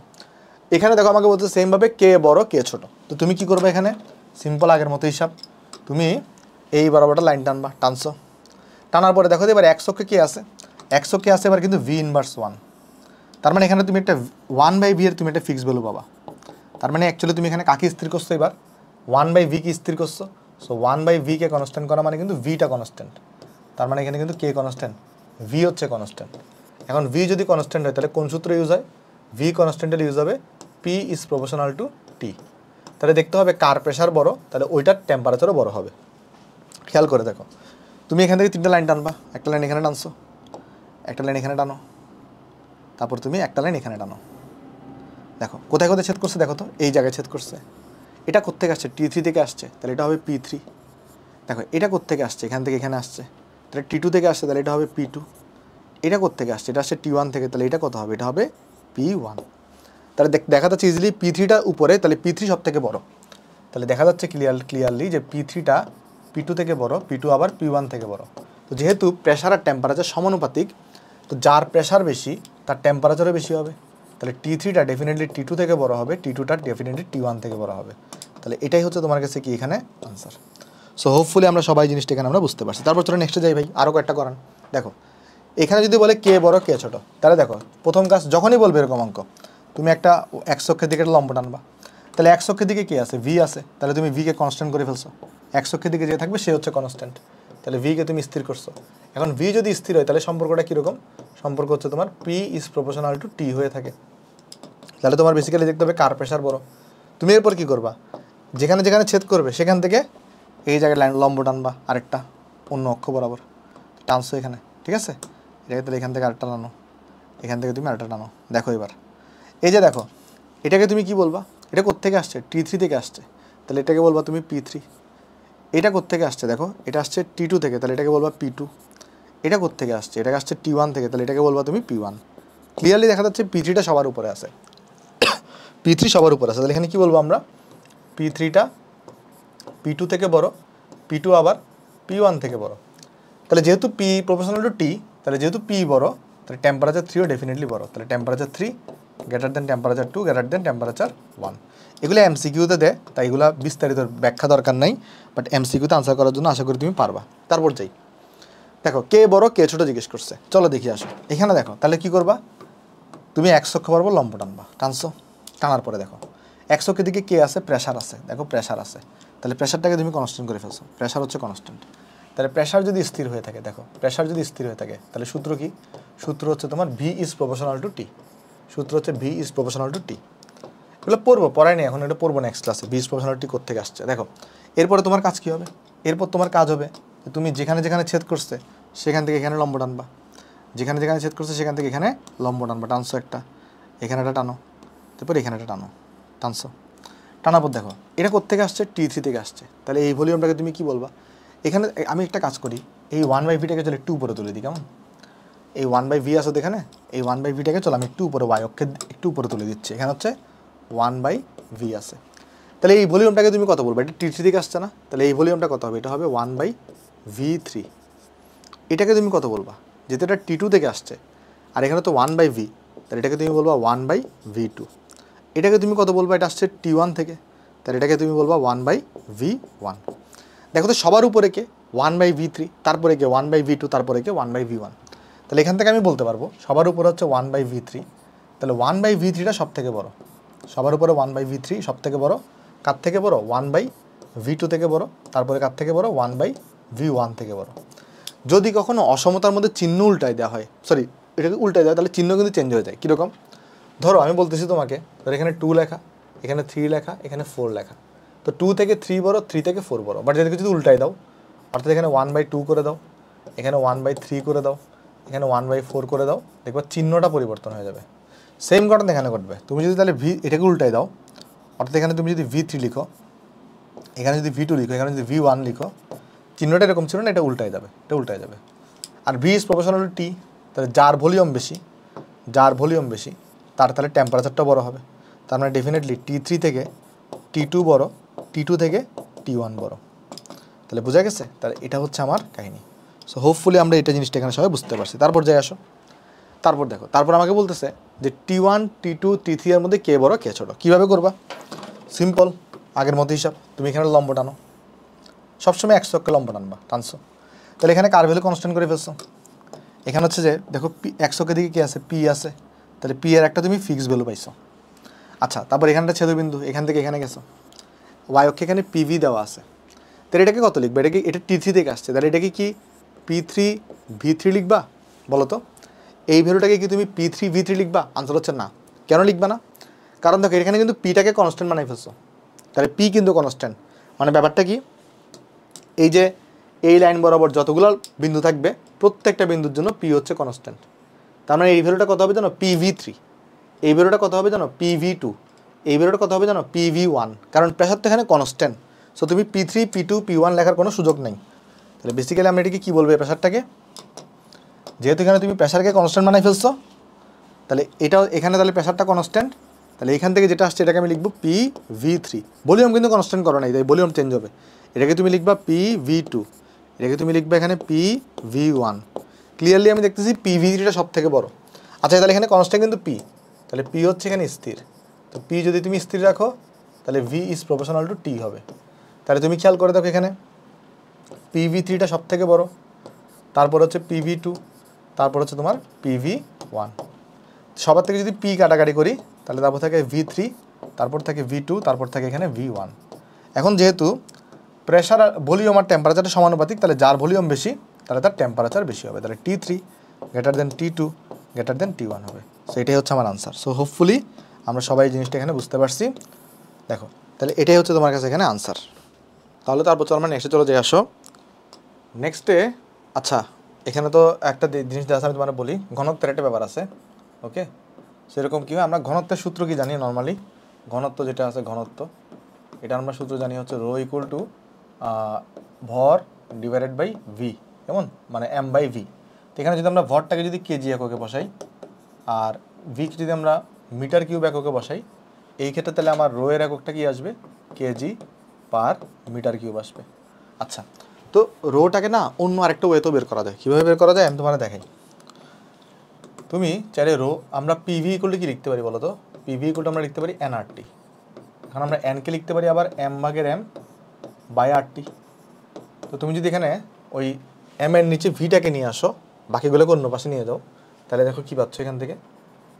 এম এর নিচে তুমি এখানে ভিকে নিয়ে আসো, তাহলে দেখবে এই পাশে পাবা তুমি পিএম বাই আরটি পাবা। অর্থাৎ তোমার কাছে এখানে চলে আসবে এম বাই ভিকে তুমি তো রো লিখতে পারো, তাহলে রো ইকুয়াল চলে আসবে তোমার কাছে এখানে পিএম বাই আরটি, তোমার কাছে এখানে চলে আসবে পিএম বাই আরটি। তাহলে জিনিসটা বুঝো, আমার কাছে রো এর দুইটা সূত্র আছে। রো এর দুইটা সূত্র আছে। একটা সূত্র হচ্ছে আমার কাছে এখানে এই যে rho equal to M by V, এই সূত্রটা, কেমন, এটা হচ্ছে আমার একটা সূত্র। আর রো এর আমার আরেকটা সূত্র হচ্ছে rho equal to PM by RT. তো কোনটা কোন সময় ইউজ করবো? যদি তোমার প্রশ্নে সরাসরি এম দেওয়া থাকে আবার ভিও দেওয়া থাকে, তাহলে ডেফিনেটলি এই rho equal to M by V দিয়ে তুমি কী বের করবা, ঘনত্ব বের করবা। বাট যদি তোমাকে এম আর ভি দেওয়া না থাকে, তাহলে তুমি এই সূত্রটা ইউজ করবা। আর এই সূত্র ইউজ করার সময় ডেফিনেটলি বা অবশ্যই এই আর এর ভ্যালুটা 0.0821 বসাবা। এই আর এর ভ্যালুটা কত বসাবা? 0.0821 বসাবা। এখানে যেটা দেখতেছো প্রেশার, এই প্রেশারটাকে তুমি অ্যাটমসফিয়ার এককে বসাবা, বাকিটা তুমি পারবা। বাট এই দুটো জিনিস লক্ষ্য রাখবা যে রো তুমি যখন এই সূত্র ইউজ করবা, তখন এখানে কিন্তু রো এর আর এর ভ্যালুটা তুমি 0.0821 বসাবা, আর প্রেশারটাকে তুমি অ্যাটমসফিয়ার এককে বসাবা। আর আরেকটা জিনিস, এখানে যখন তুমি এইভাবে যখন তুমি রোটা বের করবা, এই রোটার একক কী আসবে জানো? যদি তুমি এই সূত্র দিয়ে বের করো, তাহলে রো এর একক আসবে গ্রাম পার লিটার। বাট ঘাবড়ানোর কিছু নেই, কারণ গ্রাম পার লিটার আর কেজি পার মিটার কিউবের মধ্যে তোমায় কনভার্সন শিখাইছি। এই যে তুমি চাইলে একটা থেকে আরেকটা ইজিলি যেতে পারবা। 1 kg per metre cube equal to কত হয়ে থাকে? 1 গ্রাম পার লিটার হয়ে থাকে। তো তুমি যদি এটা বের করো, তোমাকে যদি কেজি পার মিটার কিউবে বের করতে বলে, সিম্পল তুমি এই ইকুয়েশন ইউজ করে ক্যালকুলেশনটা তুমি করতে পারবা। তারপর দেখো কি বলতেছে এখানে, যে স্থির তাপমাত্রায় এবং 1 অ্যাটমসফিয়ার চাপে ধূলিকণা মিশ্রিত অক্সিজেন গ্যাসের আয়তন এত। তাহলে জিনিসটা বুঝো, এখানে তুমি যদি লক্ষ্য করে দেখো, আমি তোমাকে একটা কনসেপ্ট বুঝাই আসো, আচ্ছা এই অঙ্ক দিয়ে কনসেপ্টটা বুঝাই, আলাদা করে বোঝানো লাগবে না। এখানে কিন্তু তাপমাত্রাকে স্থির রাখছো, তার মানে এখানে কোন সূত্র অ্যাপ্লাই হবে? যেহেতু তাপমাত্রাকে স্থির রাখছো, তাহলে এখানে বয়েলের সূত্র ইউজ হবে। বয়েল, যেহেতু তুমি তাপমাত্রাকে স্থির রাখছো 1 অ্যাটমসফিয়ার চাপে, তাহলে এটা তোমার হচ্ছে P1। তারপর কি দেওয়া আছে? ধূলিকণা মিশ্রিত অক্সিজেন গ্যাসের আয়তন। এখন তুমি খেয়াল করে দেখো, যখন তুমি প্রেশার বা ভলিউমকে চেঞ্জ করো, তখন কিন্তু ধূলিকণার আয়তনে কিন্তু কোনো পরিবর্তন হবে না, কারণ ধূলিকণা হচ্ছে কঠিন পদার্থ। আয়তনে পরিবর্তন বা প্রেশারের পরিবর্তন কাদের হবে? গ্যাসের হবে। তাহলে ধূলিকণার আয়তনকে তুমি যদি এক্স ধরে নাও, এই ধূলিকণা মিশ্রিত অক্সিজেন গ্যাসের আয়তন, মানে দুইটা মিলায়ে ধরো অক্সিজেন গ্যাসের আয়তনটাকে যদি আমি এই যে V1 ধরি অক্সিজেন গ্যাসের আয়তনটাকে, তাহলে এই দুইটা মিলায়ে আয়তন কত? 100 ml। কথাটা বুঝতে পারতেছো?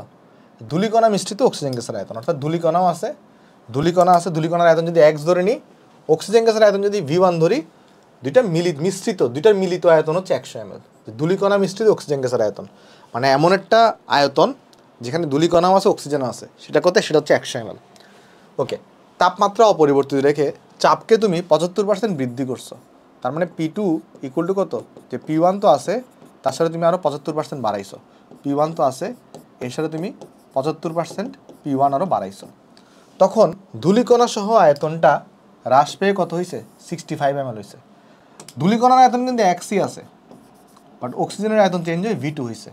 তখন দুইটা মিলায় কত পাইছো তুমি? 65 ml পাইছো। ধূলিকণার আয়তনটা কত সেটা তোমাকে জিজ্ঞেস করা হয়েছে। একদম ইজি।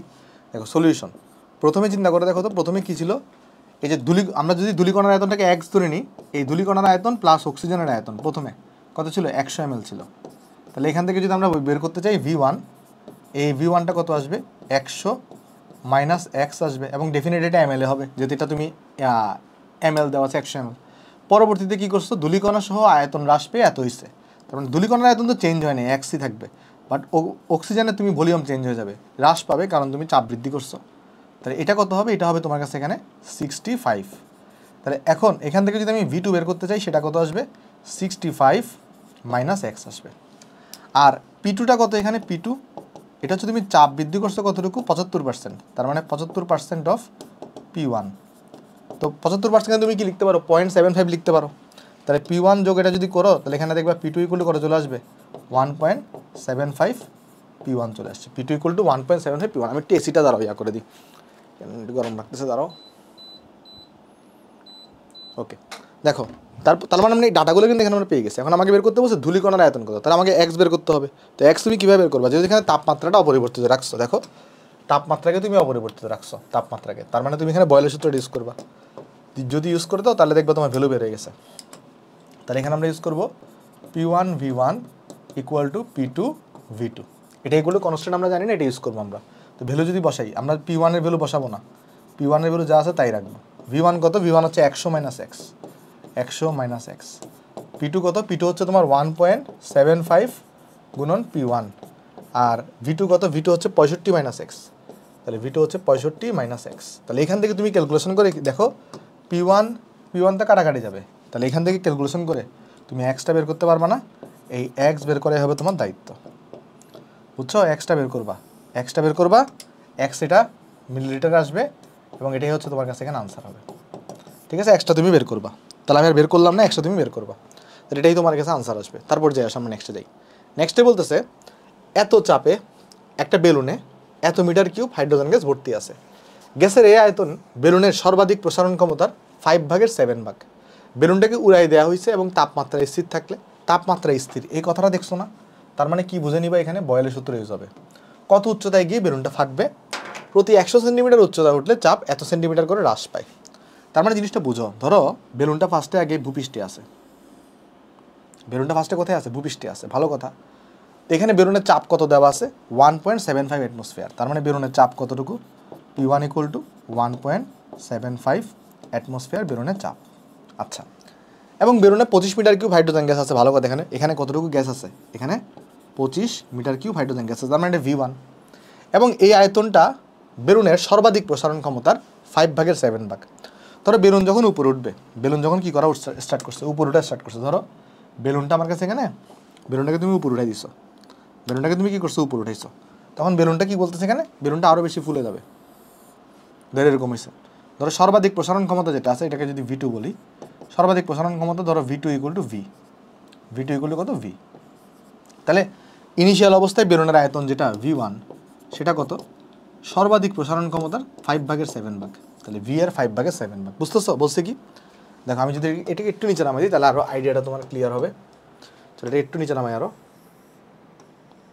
আর এটাকেও একটু নিচে নামাই দিই। ওকে, এবার বুঝে আসো। দেখো বলছে কি এখানে, যে তোমার 1.75 অ্যাটমসফিয়ার চাপে একটা বেলুনে এতটুকু আয়তন ভর্তি আছে এবং এই আয়তনটা মানে 25 মিটার কিউবটা বেলুনের সর্বাধিক প্রসারণ ক্ষমতার 5/7। অর্থাৎ এটা যখন উপরে উঠবে তখন আয়তন বাড়তে থাকবে, আয়তন বেড়ে বেড়ে সর্বোচ্চ আয়তন কত হতে পারবে, যে V2 ইকুয়াল টু V। এর থেকে যদি বেশি উপরে ওঠাও তাহলে কী হবে, বেলুনটা ফেটে যাবে। এর থেকে যদি আয়তন কী হয়, বেশি হয়, তাহলে বেলুনটা ফেটে যাবে। মানে এই উচ্চতা পর্যন্ত বেলুন ফাটবে না, এই উচ্চতা পর্যন্ত বেলুন ফাটবে না, কারণ এই উচ্চতায় গিয়ে সর্বাধিক আয়তন সে লাভ করবে। এর থেকে যদি একটু উপরে ওঠে তাহলে কিন্তু বেলুনটা ফেটে যাবে। আচ্ছা, তাপমাত্রা স্থির আছে, তার মানে তাপমাত্রা যদি এখানে T রাখো, এখানেও তাপমাত্রা কত আছে, T আছে। এখন এটা জিজ্ঞেস করছে কত উচ্চতায় গিয়ে বেলুনটা ফাটবে। ধরো আমি ধরে নিচ্ছি এই উচ্চতা ওঠার পরে তার সর্বাধিক প্রসারণ ক্ষমতায় সে পৌঁছাইছে, তার মানে এই উচ্চতা উঠার পরে হচ্ছে গিয়ে ফাটবে যদি সে আরও বেশি উঠে। ওকে, আচ্ছা এখন একটা ইনফরমেশন আমাকে দেওয়া আছে যে প্রতি 100 সেন্টিমিটার উচ্চতায়, মানে উচ্চতা যদি 100 সেন্টিমিটার উঠে তাহলে চাপটা কত করে হ্রাস পাচ্ছে, 0.5 সেন্টিমিটার করে হ্রাস পাচ্ছে। তাহলে বেসিক্যালি বের করতে হবে আমাকে এখানে কি, এই যে P2টা কত, তো P2 যদি আমি বের করতে পারি তাহলে আমি ডেল্টা পিটা বের করতে পারবো, এবং প্রেশারের ডেল্টা পিটাকে আমার সেন্টিমিটার পারদে নিতে হবে, কারণ এখানে যে রেফারেন্সটা দেওয়া যে 100 সেন্টিমিটার উচ্চতা যদি উঠো তাহলে 0.5 সেন্টিমিটার পারদ চাপ করে হ্রাস পাচ্ছে, চাপটা কিন্তু সেন্টিমিটার পারদ চাপে দেওয়া। তাহলে আমাকে এখান থেকে P2 বের করে ডেল্টা পি বের করতে হবে। পরে আমরা তখন বলবো এখানে ডেল্টা পি তাহলে এত সেন্টিমিটার পারদ, পরে আমরা বলবো 0.5 সেন্টিমিটার পারদ চাপ হ্রাস পায় 100 সেন্টিমিটার উঠলে, তাহলে এত চাপ হ্রাস পাবে কত সেন্টিমিটার উঠলে, এটা আমরা এইভাবে বের করে ফেলতে পারবো। চলো বের করি আসো। তাহলে আমাদের ফার্স্ট কাজ কি, আমাদের ফার্স্ট কাজ হচ্ছে তোমার এই যে আমাদের যে P2 আছে সেটা বের করা। তাহলে ফার্স্ট কাজ হচ্ছে আমাদের আগে P2 বের করা। তাহলে P2 কীভাবে বের করবো, P এর সাথে সম্পর্ক কিন্তু ব্যস্তানুপাতিক। তাহলে P2 লিখলে V2কে নিচে লিখবা, যেহেতু ব্যস্তানুপাতিক সম্পর্ক, V1কে তুমি উপরে লিখবা, এখানে তুমি তাহলে P1কে লিখবা। তাহলে দেখো V1 মানে কত, 5/7 সর্বাধিক প্রসারণ ক্ষমতার, আর এটা তো সর্বাধিক প্রসারণ ক্ষমতা V। আর P1 কত, P1 হচ্ছে তোমার কাছে দেওয়া 1.75। তাহলে দেখো তো এখানে কত আসে, এটা যদি আমরা ক্যালকুলেশন করি তাহলে এটা আসবে 5/7 আর ইন্টু আসবে তোমার 1.75, তাহলে এটা চলে আসছে 1.25 অ্যাটমসফিয়ার, যেহেতু P1টা অ্যাটমসফিয়ারে দেওয়া। তাহলে এখান থেকে আমি চাইলে ডেল্টা পিটা বের করতে পারবো না, যে চাপ কতটুকু হ্রাস পাইছে। তাহলে চাপ হ্রাস পাইছে P1 মাইনাস P2 করো, যেহেতু P1টা বড়। তাহলে 1.75 থেকে তুমি হচ্ছে 1.25 বাদ দাও, তাহলে থাকবে কত? 0.5 অ্যাটমসফিয়ার থাকবে, 0.5 অ্যাটমসফিয়ার থাকবে। বাট তোমার চাপের যে এককটা সেটা কিন্তু সেন্টিমিটার পারদ চাপে দেওয়া, তাহলে এটাকে সেন্টিমিটার পারদ নিতে হবে। এখন আমরা সবাই জানি 1 অ্যাটমসফিয়ার মানে 76 সেন্টিমিটার পারদ হয়ে থাকে। তো অ্যাটমসফিয়ার থেকে যদি তুমি ওটাতে যেতে চাও তাহলে তোমাকে 76 দিয়ে গুণ করা লাগবে। তাহলে 0.5কে তুমি জাস্ট 76 দিয়ে গুণ দিবা, তাহলে চলে আসবে কত? 38 চলে আসবে, 38 সেন্টিমিটার পারদ চাপ। অর্থাৎ চাপ অ্যাকচুয়ালি হ্রাস পাইছে কত? যখন তুমি এই উচ্চতা থেকে এখানে গেছো তখন এখানে ডেল্টা পি কত হয়েছে? ডেল্টা পি এটা হয়েছে 38 সেন্টিমিটার পারদ চাপ। এখন তোমাকে একটা ইনফরমেশন দেওয়া আছে, দেখো যে 0.5 সেন্টিমিটার হ্রাস পায় যদি 100 সেন্টিমিটার উঠো। তাহলে আমি বলবো এরকম যে তোমার এই যে 0.5 সেন্টিমিটার পারদ চাপ হ্রাস পায় 100 সেন্টিমিটার উচ্চতা উঠলে। তাহলে আমাদের কনসার্ন হচ্ছে 38 সেন্টিমিটার পারদ চাপ, 38 সেন্টিমিটার পারদ চাপ হ্রাস পাবে এই যে 100 গুণন 38, জাস্ট ঐকিক নিয়ম আর কিছুই না। 100 গুণন 38 ডিভাইডেড বাই হচ্ছে 0.5, তাহলে এটা 2 হয়ে যাবে, মানে 1/2, তো এটা 2 উপরে যাবে 76 আর এখানে তাহলে 7600 সেন্টিমিটার, তাহলে আসবে 7600 সেন্টিমিটার এত উচ্চতা উঠলে। তার মানে বেলুনটা কত উচ্চতা উঠবে? 7600 সেন্টিমিটার উচ্চতা উঠবে, তার এটা হচ্ছে আনসার। তাহলে এত উচ্চতায় ওঠার পরে বেলুনটা ফাটবে, মানে এর থেকে যদি বেশি উঠে তাহলে বেলুনটা ফেটে যাবে। তাহলে কনসেপ্টটা বুঝতে পারছো? হোপফুলি বুঝতে পারছো। তাহলে এটা হচ্ছে তোমার আনসার, তাহলে এটা হচ্ছে আমার কাছে এখানে আনসার। তাহলে চলো আমরা নেক্সট অঙ্কে চলে যাবো। আসো চলো আমরা নেক্সট অঙ্কে চলে যাই। নেক্সট অঙ্কে বলতেছে এত তাপমাত্রায় এত পারদ চাপে এত ml অক্সিজেন গ্যাস পানির উপর থেকে সংগ্রহ করা হয়েছে। ওকে, তো এই তাপমাত্রায় প্রমাণ চাপে গ্যাসটির আয়তন কত? আর এখানে একটা জিনিস দেওয়া আছে, দেখো 17 ডিগ্রি সেলসিয়াস তাপমাত্রায় জলীয় বাষ্পের চাপ তোমাকে দেওয়া আছে। বুঝাচ্ছি জিনিসটা কি বলছে। দেখো এখানে আমরা যেটা করি, ধরো তুমি এই জায়গায় একটা পাত্রকে নাও, ধরো একটা বিকারকে নিই আমরা। আসো ধরো যাক আমরা এই জায়গাতে একটা বিকারকে নিচ্ছি, ঠিক আছে? এটা ধরো যাক আমার কাছে একটা বিকার আছে। ওকে, এখন এই বিকারের মধ্যে আমরা কাকে রাখছি? এখানে আমরা পানিকে রাখছি। ধরো যাক এই বিকারের মধ্যে কি আছে? এই বিকারের মধ্যে পানি রাখা হয়েছে। তাহলে পানির মধ্যে হাইড্রোজেন আছে আর অক্সিজেন আছে। বাট আমি কি করতেছি? এই পানির উপর থেকে আমি অক্সিজেন গ্যাস সংগ্রহ করতেছি। পানির উপর থেকে আমি কি করতেছি? এত ml অক্সিজেন গ্যাসকে আমি সংগ্রহ করতেছি। ওকে, তার মানে আমি যেটা করবো, এখানে আমরা একটা টেস্ট টিউবকে এখানে রাখবো, টেস্ট টিউব এখানে নিব। টেস্ট টিউব নেওয়ার পর আমি অক্সিজেন গ্যাসটাকে সংগ্রহ করব।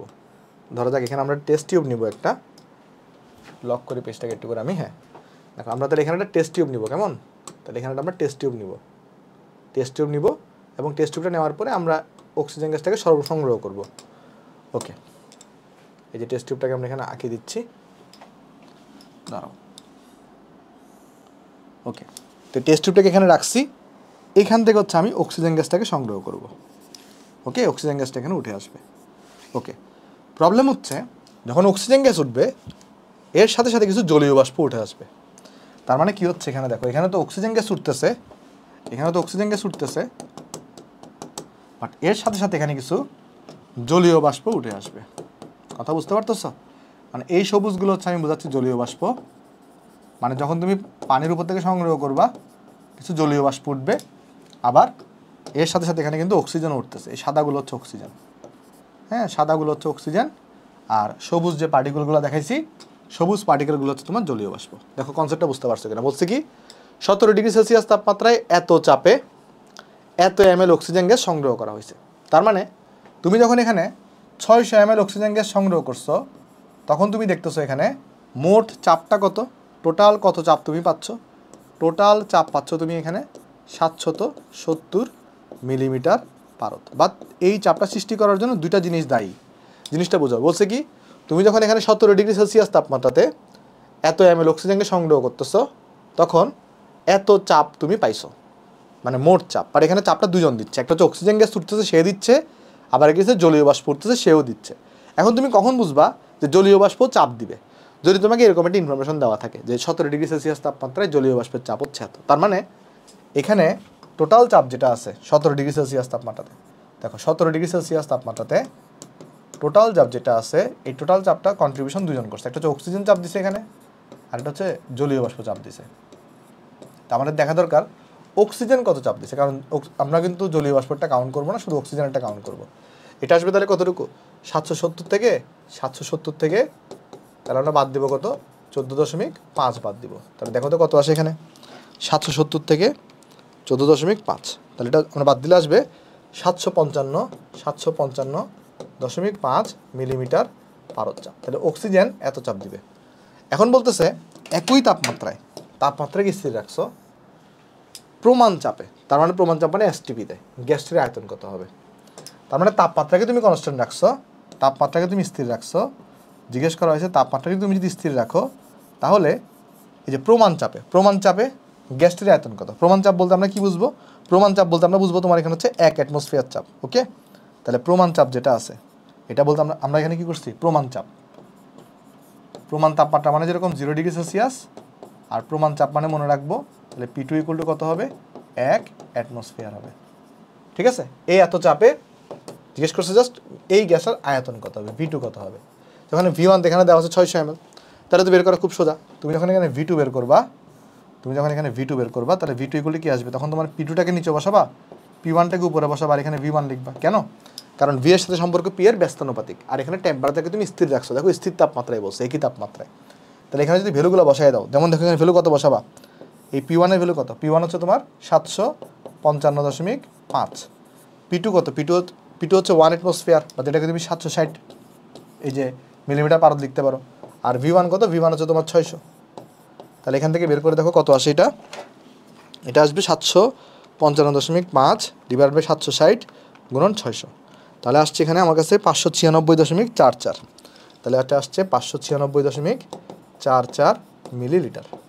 ওকে, যেহেতু ওইটা মিলিলিটারে ছিল, তাহলে এত আয়তন তুমি পাবা প্রমাণ তাপমাত্রায়। হোপফুলি তোমরা এই অঙ্কটা সবাই বুঝতে পারছো। তারপর চলো আমরা নেক্সটে চলে যাই। হোপফুলি বোঝা গেছে জিনিসটা। আমি তোমাকে বললামই তো, প্রমাণ চাপ যদি বলে তাহলে বোঝাবে 1 অ্যাটমসফিয়ার, প্রমাণ তাপমাত্রা বলে বোঝাবে তোমার হচ্ছে 273 কেলভিন বা 0 ডিগ্রি সেলসিয়াস। তো এটা এখানে আরেকবার তোমাকে লিখে দিই, সবসময় মনে রাখবা, যদি প্রমাণ চাপ বলে, যদি প্রমাণ চাপ বলে তাহলে মনে রাখবা P ইকুয়াল টু 1 অ্যাটমসফিয়ার। আর যদি প্রমাণ তাপমাত্রা বলে, তাহলে মনে রাখবা টেম্পারেচার হবে 273 কেলভিন। আর প্রমাণ অবস্থা বললে সেটা এসটিপি বুঝবা। ঠিক আছে, ওকে, চলো নেক্সটে যাই। নেক্সট হচ্ছে বেলুন ভর্তির কনসেপ্ট। বেলুন ভর্তির কনসেপ্টে ব্যাপারটা কী হবে, ধরো আমরা সিলিন্ডার দিয়ে একটা বেলুন ফিল আপ করতেছি, তখন এখানে 2 টাইপের ম্যাথ থাকতে পারে।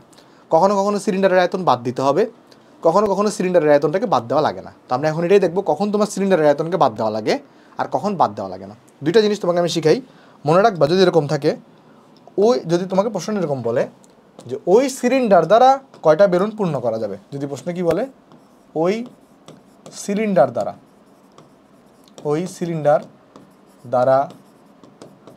কয়টি বেলুন পূর্ণ করা যাবে, কোয়েশ্চন যদি এরকম বলে ওই সিলিন্ডার দ্বারা, তার মানে এখানে ব্যাপারটা কী হবে, জিজ্ঞেস করছে ওই সিলিন্ডার দ্বারা কয়টা বেলুন পূর্ণ করা যাবে। এরকম যদি কোয়েশ্চন করে, তার মানে বুঝবা যে সিলিন্ডারের আয়তনের সমান গ্যাস সিলিন্ডারের মধ্যে রয়ে যাবে, বাকি আয়তনটা বেলুনে বাইপাস হবে। এই ক্ষেত্রে সিলিন্ডারের আয়তন বাদ যাবে। ভাই কিছুই বুঝতেছি না, আমি ম্যাথ দেখালে বুঝে যাবা। এক্ষেত্রে কী হবে, সিলিন্ডারের আয়তন বাদ যাবে। তাহলে কোয়েশ্চনে যদি তোমাকে কী বলে যে ওই সিলিন্ডার দ্বারা কয়টা বেলুন পূর্ণ করা যাবে, কয়টা বেলুন, তাহলে সেই ক্ষেত্রে তুমি কী করবা, সিলিন্ডারের আয়তন বাদ দিব। বাট তোমাকে যদি কোয়েশ্চন করে ওই গ্যাস দ্বারা, ভাই আমি তোমাকে কোয়েশ্চন করলে তোমার ক্লিয়ার হয়ে যাবে, বাট আগে তুমি এগুলো দেখে রাখো। যদি তোমাকে কোয়েশ্চন করে যে ওই গ্যাস দ্বারা, মানে সিলিন্ডার বলে নাই, ওই গ্যাস দ্বারা কয়টা বেলুন পূর্ণ করা যাবে, ওই গ্যাস দ্বারা কয়টা বেলুন পূর্ণ করা যাবে, তাহলে এই ক্ষেত্রে মনে রাখবা সিলিন্ডারের আয়তন বাদ যাবে না। ওই গ্যাস দ্বারা কয়টা বেলুন পূর্ণ করা যাবে, এই ক্ষেত্রে কী হবে, সিলিন্ডারের আয়তন বাদ যাবে না। বুঝাচ্ছি, আমি কনসেপ্টটা বুঝাচ্ছি, টেনশন নিও না। তাহলে দুইটা জিনিস বললাম, যদি কোয়েশ্চন বলে ওই সিলিন্ডার দ্বারা কয়টা বেলুন পূর্ণ করা যাবে, তাহলে সিলিন্ডারের আয়তন বাদ দিবা। যদি বলে ওই গ্যাস দ্বারা কয়টা বেলুন পূর্ণ করা যাবে, তাহলে সিলিন্ডারের আয়তন বাদ দিব না। তাহলে জিনিসটা আমি তোমাকে বুঝাই বলি, কেন এটাতে বাদ দিচ্ছি, কেন এটাতে বাদ দিচ্ছি না। দেখো ধরো এখানে একটা সিলিন্ডার নিছি আমরা, ধরো কথার কথা এটা হচ্ছে আমাদের একটা সিলিন্ডার। নেওয়ার পরে এখন এখানে ধরো কিছু গ্যাস আছে, ধরো এখানে কিছু গ্যাস আছে, গ্যাসগুলা পুরা সিলিন্ডার জুড়ে আছে। ওকে, এখন আমি এখানে বেলুন ফিল আপ করবো, এখানে আমি ধরো দেখ বেলুন ফিল আপ করবো। হ্যাঁ, এখান থেকে গ্যাস নিব আমি। এখন দেখো দুইটা কোশ্চেন হতে পারে, এখানে জিজ্ঞেস করছে ওই সিলিন্ডার দ্বারা, দেখো তাহলে আমি এখানে গ্যাস এখান থেকে তাহলে আমি গ্যাস বাইপাস করতেছি এখানে, রাইট। বলছে ওই সিলিন্ডার দ্বারা কয়টা বেলুন পূর্ণ করা যাবে। তার মানে তখন এরকম সিলিন্ডারের কথা বললে চিন্তা করতে হবে সিলিন্ডারের সমান আয়তনের গ্যাস পাত্রে রয়ে যাবে, তাহলে তুমি প্রেশারকে এদিক ওদিক করে আয়তন বাড়ে তুমি এখান থেকে বেলুনকে গ্যাস সাপ্লাই করবা, বুঝছো? ওকে, তাহলে এটা একটা কনসেপ্ট। তার মানে এখানে কি হচ্ছে, যদি আমি এখান থেকে দেখাই, এখান থেকে আমি ফিল আপ করতেছি, রাইট, এখান থেকে আমি ফিল আপ করতেছি এভাবে করে, ঠিক আছে। আর আরেকটা জিনিস যদি তোমাকে বলে যে ওই গ্যাস দ্বারা কয়টা বেলুন পূর্ণ করা যাবে, তাহলে এই কথাটার মানে কি? এই কথাটার মানে হচ্ছে ওই পুরো গ্যাসটাকেই তুমি ইউজ করে ফেলবা, পুরো গ্যাসটাকেই তুমি ইউজ করবা বেলুন ফিল আপ করার কাজে। সেই জন্য সিলিন্ডারের আয়তনকে আমরা বাদ দিব না। তাহলে ভালো করে বুঝো, তোমাকে যদি কোয়েশ্চনে বলে যে ওই সিলিন্ডার দ্বারা কয়টা বেলুন পূর্ণ করা যাবে, তাহলে সিলিন্ডারের আয়তনটাকে বাদ দিব। বাট যদি কোয়েশ্চেন করে ওই গ্যাস দ্বারা কয়টা বেলুন পূর্ণ করা যাবে, তাহলে সিলিন্ডারের আয়তনকে বাদ দিব না। কেন এটা এরকম হচ্ছে? কারণ ওই গ্যাস দ্বারা বলা মানে সিলিন্ডারের ভিতরে যে গ্যাসগুলো আছে সবগুলোকে ইউজ করে ফেলবো। আর ওই সিলিন্ডার বলা মানে সিলিন্ডারটাকে আমরা সবগুলো গ্যাস ইউজ করলাম না। সাধারণ অবস্থায় যেটা হয় যে তোমার কিছু গ্যাস বা কিছু গ্যাস না, সিলিন্ডারের সমান আয়তনের গ্যাস পাত্রে রয়ে যায়। তাহলে এই জিনিসটা একটু মনে রাখবা। চলো আমরা ম্যাথ দেখাই, ম্যাথ দেখালে কনসেপ্ট আরও ক্লিয়ার হবে। চলো ম্যাথ দেখাই। ম্যাথ দেখো কী বলতেছে। একটা ফ্লাস্কে 5 অ্যাটমসফিয়ার চাপে এবং 80 লিটার গ্যাস ভর্তি করা আছে, 80 লিটার গ্যাস ভর্তি করা আছে। তার মানে তোমার একটা ফ্লাস্ক তুমি নিছো এখানে, এখন এই ফ্লাস্কের মধ্যে কি আছে, 5 অ্যাটমসফিয়ার চাপে তোমার কাছে 80 লিটার গ্যাসকে ভর্তি করা আছে। 80 লিটার গ্যাস এখানে আছে, 80 লিটার গ্যাস তোমার কাছে এখানে আছে। এখন তুমি করছো কি, একই তাপমাত্রায় 4 লিটার আয়তনের কয়টা বেলুনকে, তার মানে তোমার কাছে এখানে কিছু বেলুন আছে, এখানে তোমার কাছে কিছু বেলুন আছে, এবং প্রত্যেকটা বেলুনের আয়তন কত? এই বেলুনের আয়তন 4 লিটার, এই বেলুনের আয়তন 4 লিটার, এই বেলুনের আয়তন 4 লিটার। ওই একই তাপমাত্রায়, তাহলে তাপমাত্রাকে এখানে তুমি কনস্ট্যান্ট রাখছো, তাপমাত্রাকে তুমি এখানে কনস্ট্যান্ট রাখছো। 4 লিটার আয়তনে কয়টা বেলুনকে ওই গ্যাস দ্বারা ভর্তি করা যাবে? দেখো এই কথাটা লক্ষ্য করে দেখো, ওই গ্যাস দ্বারা ভর্তি করা যাবে। বলো এখানে কি সিলিন্ডারের আয়তন তুমি বাদ দিবা? এখানে কি সিলিন্ডারের আয়তন তুমি বাদ দিবা? দেখো সিলিন্ডারের আয়তন কত জানো? গ্যাসটাকে যেই পাত্রে ভর্তি করছি, ধরো 80 লিটার গ্যাস আমি নিছি না, তার মানে এই পাত্রের মধ্যে 80 লিটার গ্যাস ধরে, তাহলে সিলিন্ডারের আয়তন আসলে অ্যাকচুয়ালি 80 লিটার। বাট এখানে কোয়েশ্চেন করছে ওই গ্যাস দ্বারা, তার মানে সম্পূর্ণ গ্যাসকে তুমি ইউজ করে ফেলবা। যদি প্রশ্ন বলতো ওই সিলিন্ডার দ্বারা, সেই ক্ষেত্রে কি করতা, এই যে তুমি যেহেতু নতুন প্রেসারে, দেখো তোমাকে কিন্তু বলছে কি ওই গ্যাস দ্বারা কয়টা বেলুন ভর্তি করা যাবে যদি প্রতিটা বেলুনের ভিতর গ্যাসের চাপটা এত হয়। এই কথাটার মানে কি? এই কথাটার মানে হচ্ছে এইখানের মধ্যে যে গ্যাসগুলো আছে এই পাত্রের মধ্যে, এই পাত্রের মধ্যে গ্যাসগুলো কিন্তু 5 অ্যাটমসফিয়ারে আছে। এই কথাটার মানে হলো তুমি ডাইরেক্ট লাইন লাগায়ে এখানে বেলুন ভর্তি করতে পারবা না, ডাইরেক্ট লাইন লাগায়ে এখানে বেলুন ভর্তি করতে পারবা না। কেন পারবা না? কারণ বেলুন ভর্তি করতে হবে তোমাকে 1.25 অ্যাটমসফিয়ার চাপে। তার মানে তোমাকে বেসিক্যালি যেটা করতে হবে, আগে এইখানের যে প্রেশার আছে সেটাকে চেঞ্জ করে 1.25-এ নিতে হবে, তারপরে সেটা বেলুনে সাপ্লাই করতে হবে। কথাটা বুঝতে পারছো? তো তখন আমরা যে কাজটা এখানে করি, আমরা 5 অ্যাটমসফিয়ারে আয়তন আছে এত, তখন আমরা বের করবো 1.25 অ্যাটমসফিয়ারে আয়তন হইতে পারে কত। তো সেই V2টা বের করব। যদি ওই গ্যাস দ্বারা বলছে, তার মানে সম্পূর্ণ আয়তন ইউজ হয়ে যাবে কোথায়? বেলুন ভর্তি করার কাজে। কিন্তু যদি বলতো ওই সিলিন্ডার দ্বারা, সেই ক্ষেত্রে ওই V2 যেটা বের করছি সেখান থেকে এই সিলিন্ডারের আয়তনটা বাদ দিয়ে বাকি আয়তন আমরা বেলুনে সাপ্লাই করতাম। Concept clear? Hopefully clear. তাহলে এখন দেখো আচ্ছা, আমি এই অঙ্কটাকে আমি চলো কপি করে রাখি, তারপর আমি দুইটাই তোমাকে করাই দিয়ে আসে, কেমন? তাহলে তোমার কনসেপ্ট আরও ক্লিয়ার হয়ে যাবে। দেখো একটা আছে আমরা এটা দিয়ে করতেছি, পরের অঙ্কটা আমরা অন্যটা দিয়ে করবো। হ্যাঁ দেখো, তাহলে এই ক্ষেত্রে কী হবে, এই ক্ষেত্রে যে কাজটা আমরা করবো এখন যে কাজটা করব, কী হলো এটা, ওকে দেখো আমরা এক্ষেত্রে আগে V2 বের করব। তাহলে দেখো আমি যেখানে বেলুন ফিল আপ করবো, বেলুনটাকে কত প্রেসারে ফিল আপ করতে হবে, এই বেলুনটাকে আমি কত প্রেসারে ফিল আপ করবো, এটা কিন্তু P2 = 1.25 অ্যাটমসফিয়ার। তাহলে আগে চলো দেখি এত চাপে কত ভলিউম হয়। তাহলে V2 বের করব। তাহলে V2 যখন বের করব তখন P2কে বসাবো নিচে, কারণ ব্যস্তানুপাতিক সম্পর্ক, তাহলে P1 উপরে V1 এখানে। তাহলে দেখো এখানে কত আসবে, P1 হচ্ছে 5 আর এটা হচ্ছে 1.25 আর V1 হচ্ছে তোমার কাছে এখানে 80। তাহলে এখানে কত আসবে দেখো, 5/1.25, এটা 4 হওয়ার কথা, 80, 320। তাহলে এখানে কত আসছে, 320 লিটার চলে আসছে। ভালো কথা। তাহলে এখানে যদি বলছে ওই গ্যাস দ্বারা, তাহলে পুরো 320 লিটারই কোথায় সাপ্লাই হবে, বেলুনের মধ্যে সাপ্লাই হবে। তাহলে এখানে আমরা কি করব, তাহলে আমরা লিখবো এখানে 320টাই কোথায় ইউজ হবে, বেলুনে। ধরো এক সংখ্যক বেলুন ফিল আপ করা যাবে, আর একটা বেলুনের আয়তন হচ্ছে 4 করে করে। তাহলে এখান থেকে দেখো তো এক্স কত আসবে, যদি আমরা এখান থেকে এক্স বের করতে চাই, দেখো তাহলে এক্সটা কত আসে এখানে, আমরা এক্সটা দেখো কত পাবো, 320/4। তাহলে এখানে 80টা বেলুন পূরণ করা যাবে। কি করা যাবে, 80টা বেলুন পূর্ণ করা যাবে। ঠিক আছে, 80টা বেলুন পূর্ণ করা যাবে। আচ্ছা, এবার আসো এই অঙ্কটাকে অন্যভাবে দেখে আসো। ধরো এই কোয়েশ্চনটা আমি এখন চেঞ্জ করে দিব। ধরো তোমাকে বলছে ওই সিলিন্ডার দ্বারা, গ্যাস দ্বারা বলে নাই, বলছে কি ওই সিলিন্ডার দ্বারা। তাহলে কি হবে চলো দেখি এবার। তাহলে অঙ্কটা কীভাবে করবো চলো দেখাই দিই। ওই সিলিন্ডার দ্বারা কয়টা বেলুন ভর্তি করা যাবে। তাহলে এখানে সিলিন্ডারের আয়তন কিন্তু কত, 80 লিটার, বুঝছো? ওকে, তাহলে এখানে আবার আগের মতো হিসাব, আমরা V2টা বের করব। চলো বের করে আসো। তাহলে এখানে V2 বের করছিলাম, তখন এখানে আমরা P2টাকে নিচে দিছি আর P1টাকে উপরে দিছি, আর এখানে আমরা V1 দিছি। জাস্ট এবার আমরা ভ্যালু বসাবো, কেমন? ভ্যালু বসায় আসো। ভ্যালু বসায় কত, P1 কত, P1 হচ্ছে 5, P2 কত 1.25, V1 কত, V1 হচ্ছে 4 না তো 80 লিটার না, V1 তো 80 লিটার। তাহলে কত আসছিল, 320 লিটার আসছিল। বাট যেহেতু বলছে ওই সিলিন্ডার দ্বারা, কোয়েশ্চেন করছে কিন্তু দেখো এখানে কি বলছে, ওই সিলিন্ডার দ্বারা কয়টা বেলুন পূর্ণ করা যাবে। তার মানে এখানে সিলিন্ডারের আয়তন বাদ দিতে হবে। তাহলে এখানে সিলিন্ডারের আয়তন কত, এই জায়গায় দেখো আমি যদি জিজ্ঞেস করি তোমাকে সিলিন্ডার বা ফ্লাস্কের আয়তন কত, ফ্লাস্কের, যেহেতু কোয়েশ্চেনে ফ্লাস্ক বলছে, তাহলে এখানে ফ্লাস্কের আয়তন কত, যেহেতু তুমি 80 লিটার গ্যাস ভর্তি করছো ফ্লাস্কে, তাহলে ডেফিনেটলি ফ্লাস্কের আয়তন 80 লিটার, কারণ যতটুকু আয়তন ততটুকুই তো তুমি ভর্তি করতে পারবা। তাহলে 80 লিটার। তাহলে এখানে তুমি যদি, তাহলে এখানে বেলুনে যাবে কতটুকু, বেলুনে গ্যাস যাবে কতটুকু, গ্যাস যাবে কতটুকু, 320 কিন্তু যাবে না, কারণ সিলিন্ডার দ্বারা জিজ্ঞেস করছে। তার মানে সিলিন্ডারের সমান আয়তনে গ্যাস সিলিন্ডারে রয়ে যাবে। যদি বলতো ওই গ্যাস দ্বারা, তাহলে সম্পূর্ণ গ্যাসটা চালু যাবে। তাহলে এখানে কিন্তু কী হবে, 80 বাদ যাবে। তাহলে কত হবে দেখো এখানে, তাহলে 240 লিটার থাকবে। তাহলে এই ক্ষেত্রে তোমার দেখো 240 লিটার দিয়ে আমি তাহলে বেলুন ভর্তি করবো, এক সংখ্যক বেলুন।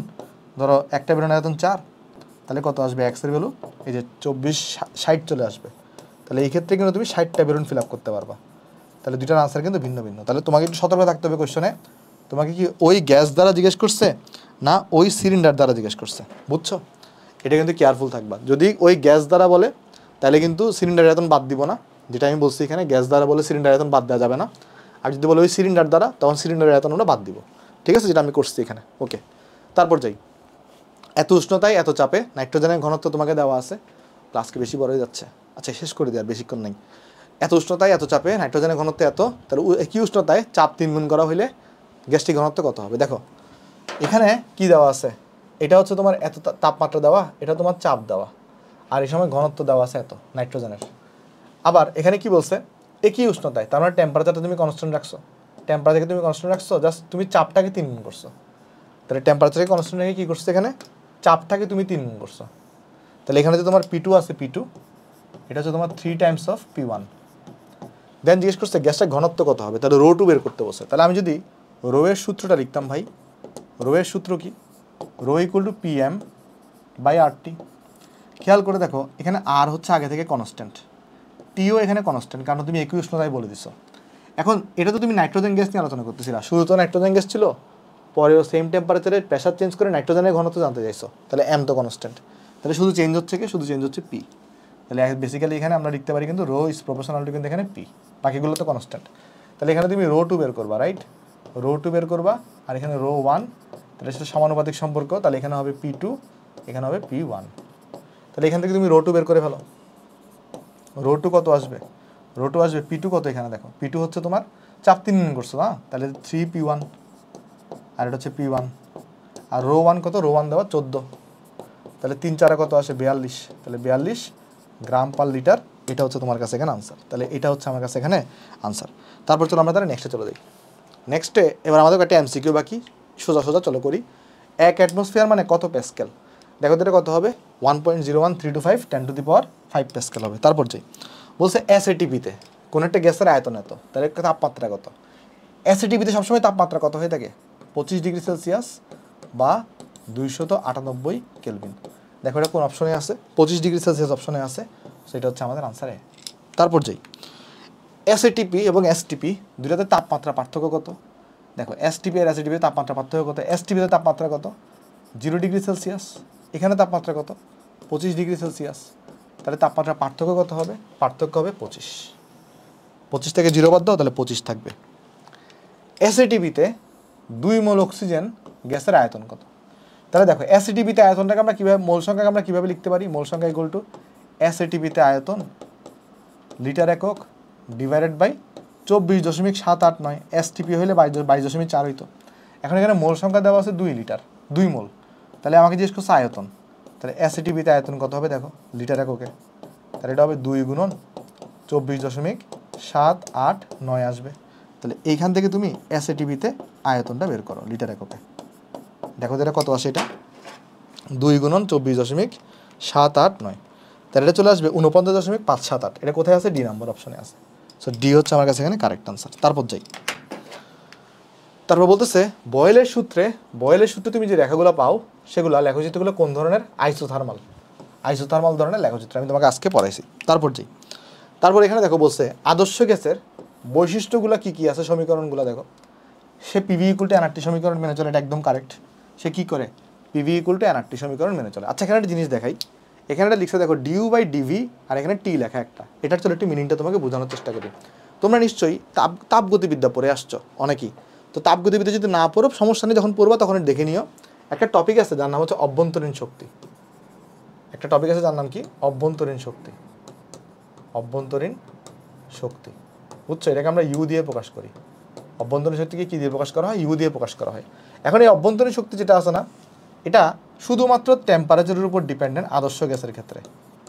আদর্শ গ্যাস যদি হয় মানে আইডিয়াল গ্যাস যদি হয়, কি হয়, আইডিয়াল গ্যাস যদি হয়, আইডিয়াল গ্যাস যদি হয়, তাহলে আইডিয়াল গ্যাসে এই যে অভ্যন্তরীণ শক্তিটা শুধুমাত্র টেম্পারেচারের উপর ডিপেন্ডেন্ট, শুধুমাত্র তার মানে জিনিসটা বুঝো, অভ্যন্তরীণ শক্তি টপিকটা তুমি পড়বা কোথায়, তাপগতিবিদ্যায়।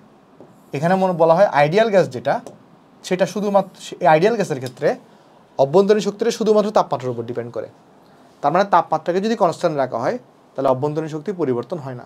জিনিসটা বুঝো, এটা মেয়রের প্রকল্প বলে, এটাকে বলা হয় কি মেয়ারের প্রকল্প, যে আইডিয়াল গ্যাসে অভ্যন্তরীণ শক্তিটা শুধুমাত্র তাপমাত্রার উপর নির্ভরশীল, অর্থাৎ তাপমাত্রাকে যদি স্থির রাখা হয় তাহলে অভ্যন্তরীণ শক্তির পরিবর্তন হয় না। তার মানে এইখানে কি দেখো বলা হয়েছে কি অভ্যন্তরীণ শক্তির পরিবর্তনকে ডিউ দিয়ে বলা হয়েছে আয়তনের সাপেক্ষে, বাট তাপমাত্রাটা কনস্ট্যান্ট। তাহলে কত আসবে, রেজাল্ট 0 আসবে। কার জন্য, আইডিয়াল গ্যাসের জন্য। নন আইডিয়াল গ্যাসের জন্য বা রিয়াল গ্যাসের জন্য এটা 0 হয় না। আইডিয়াল গ্যাস এই সমীকরণ মেনে চলে। আর এসটিপিতে মোলার আয়তন মানে কি, মোলার আয়তন মানে হচ্ছে 1 মোলের আয়তন, মোলার আয়তন মানে হচ্ছে 1 মোল গ্যাসের আয়তন। মোলার আয়তন মানে কি 1 মোল গ্যাসের আয়তন। হ্যাঁ, n = 1 বসাই দেখো 22.414 লিটার আসবে, এটাও কারেক্ট। তাহলে এখানে আনসার কি হবে, এখানে আনসার হবে 3টা। বুঝতে পারছো, হোপফুলি বুঝতে পারছো। তারপর যাই, স্থির তাপমাত্রাতে নির্দিষ্ট পরে কোনো গ্যাসের আয়তন এবং চাপের সম্পর্ক কোন ধরনের লেখচিত্র, আয়তন এবং চাপের সম্পর্ক, ওই যে কী ছিল, আয়তাকার অধিবৃত্ত ছিল, কী ছিল, আয়তাকার অধিবৃত্ত, এটা তুমি কণিকে পড়বা। তারপর যাই, বলছে কোনটা আইসোথার্মাল সমর্থন করে। তাহলে আইসোথার্মাল সমর্থন করবে, আইসোথার্মালে কী হয়ে থাকে, আইসোথার্মালে কী হয়ে থাকে দেখো, ওই যে আইসোথার্মালে যেটা হয়, আমরা যেটা করি ভি বনাম আমরা যদি 1/p এর লেখচিত্র রাখি, বিভিন্ন টেম্পারেচারে কিন্তু লেখচিত্রটা এরকম হয়ে থাকে, দেখছো, এটা কিন্তু আমার কারেক্ট আনসার। তাহলে কারেক্ট আনসার কোনটা, এটা কেন কারেক্ট হবে না বলো তো, এটা কেন কারেক্ট হবে না, কারণ এখানে কিন্তু টি দিছে। আইসোথার্মালে কী হয়, টিটা এখানে হয়, এটা পার্টিকুলার টেম্পারেচার, এখানে কিন্তু কী হয়ে থাকে, পি বা ভি হবে, সেইটার জন্য হবে না। তারপর যাই, পি বনাম 1/v এর লেখচিত্র কোনটা, পি বনাম 1/v, এটা কিন্তু মূলবিন্দুগামী সরল লেখা। পি বনাম 1/v যেটা, পি বনাম ভি এর গ্রাফ যদি দেখো তাহলে সেটা হবে কি বলতো, পি বনাম যে ভি এর গ্রাফ সেটা হবে আয়তাকার অধিবৃত্ত, বাট পি বনাম যে 1/v সেটা কিন্তু মূলবিন্দুগামী সরল লেখা। মনে রাখবা, পি বনাম পি ভার্সেস ভি এটা কিন্তু অধিবৃত্ত শেপের, এটা হচ্ছে অধিবৃত্ত।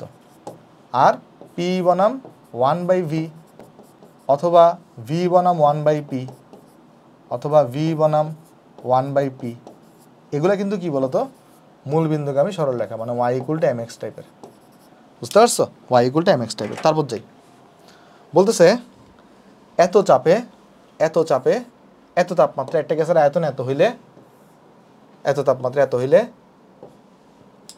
উক্ত তাপমাত্রা মানে তাপমাত্রা কনস্ট্যান্ট দ্বিগুণ চাপে, তাহলে চাপটারও তুমি দ্বিগুণ করছো, তাহলে কি করছো P2 ইকুয়াল টু 2P1 করছো, তাহলে সেই ক্ষেত্রে আয়তন কত হবে? তো তাপমাত্রা স্থির আছে, তো চাপকে যদি দ্বিগুণ করা হয় চাপ আর আয়তনটা হচ্ছে ব্যস্তানুপাতিক, তাহলে আয়তন অর্ধেক হবে, তাহলে আয়তন এটা কী হবে অর্ধেক হবে, তাহলে অর্ধেক কত হবে? এই যে তুমি যদি 0.5কে যদি অর্ধেক করো তাহলে 0.25 পাবা, তাহলে 0.25 কোথায় আছে? সি নাম্বার অপশনে আছে, সো সি হচ্ছে তোমার কারেক্ট আনসার। তারপর যাই, এত তাপমাত্রায় একটি কাচের মার্বেল সহ নির্দিষ্ট করে গ্যাসের আয়তন এত হইলে, আচ্ছা মার্বেলের আয়তন কত? এটা তোমার বাড়ি কাজ থাকবে, বুঝছো? এটা তুমি বাড়ি কাজ করবা, তোমাকে করাইছি এগুলো অঙ্কগুলো। তারপর আচ্ছা দেখো কোশ্চেন করছে কি, ওই গ্যাস দ্বারা কয়টা বেলুন ভর্তি করা যাবে? তাহলে এখানে কিন্তু সিলিন্ডার আয়তন বাদ দিবা না, সেটাও তোমার বাড়ি কাজ থাকবে, এইটাও তোমার বাড়ি কাজ থাকবে, সিলিন্ডার আয়তন বাদ দিবা না, বাদ না দিয়ে করবা। আর আছে কি না, আমরা আগামীকালকে চালচি সূত্র করবো, আজকে এতটুকু থাক। তাহলে আশা করি প্রথম লেকচার সবার অনেক ভালো লাগছে, যাই তাহলে আসসালামু আলাইকুম।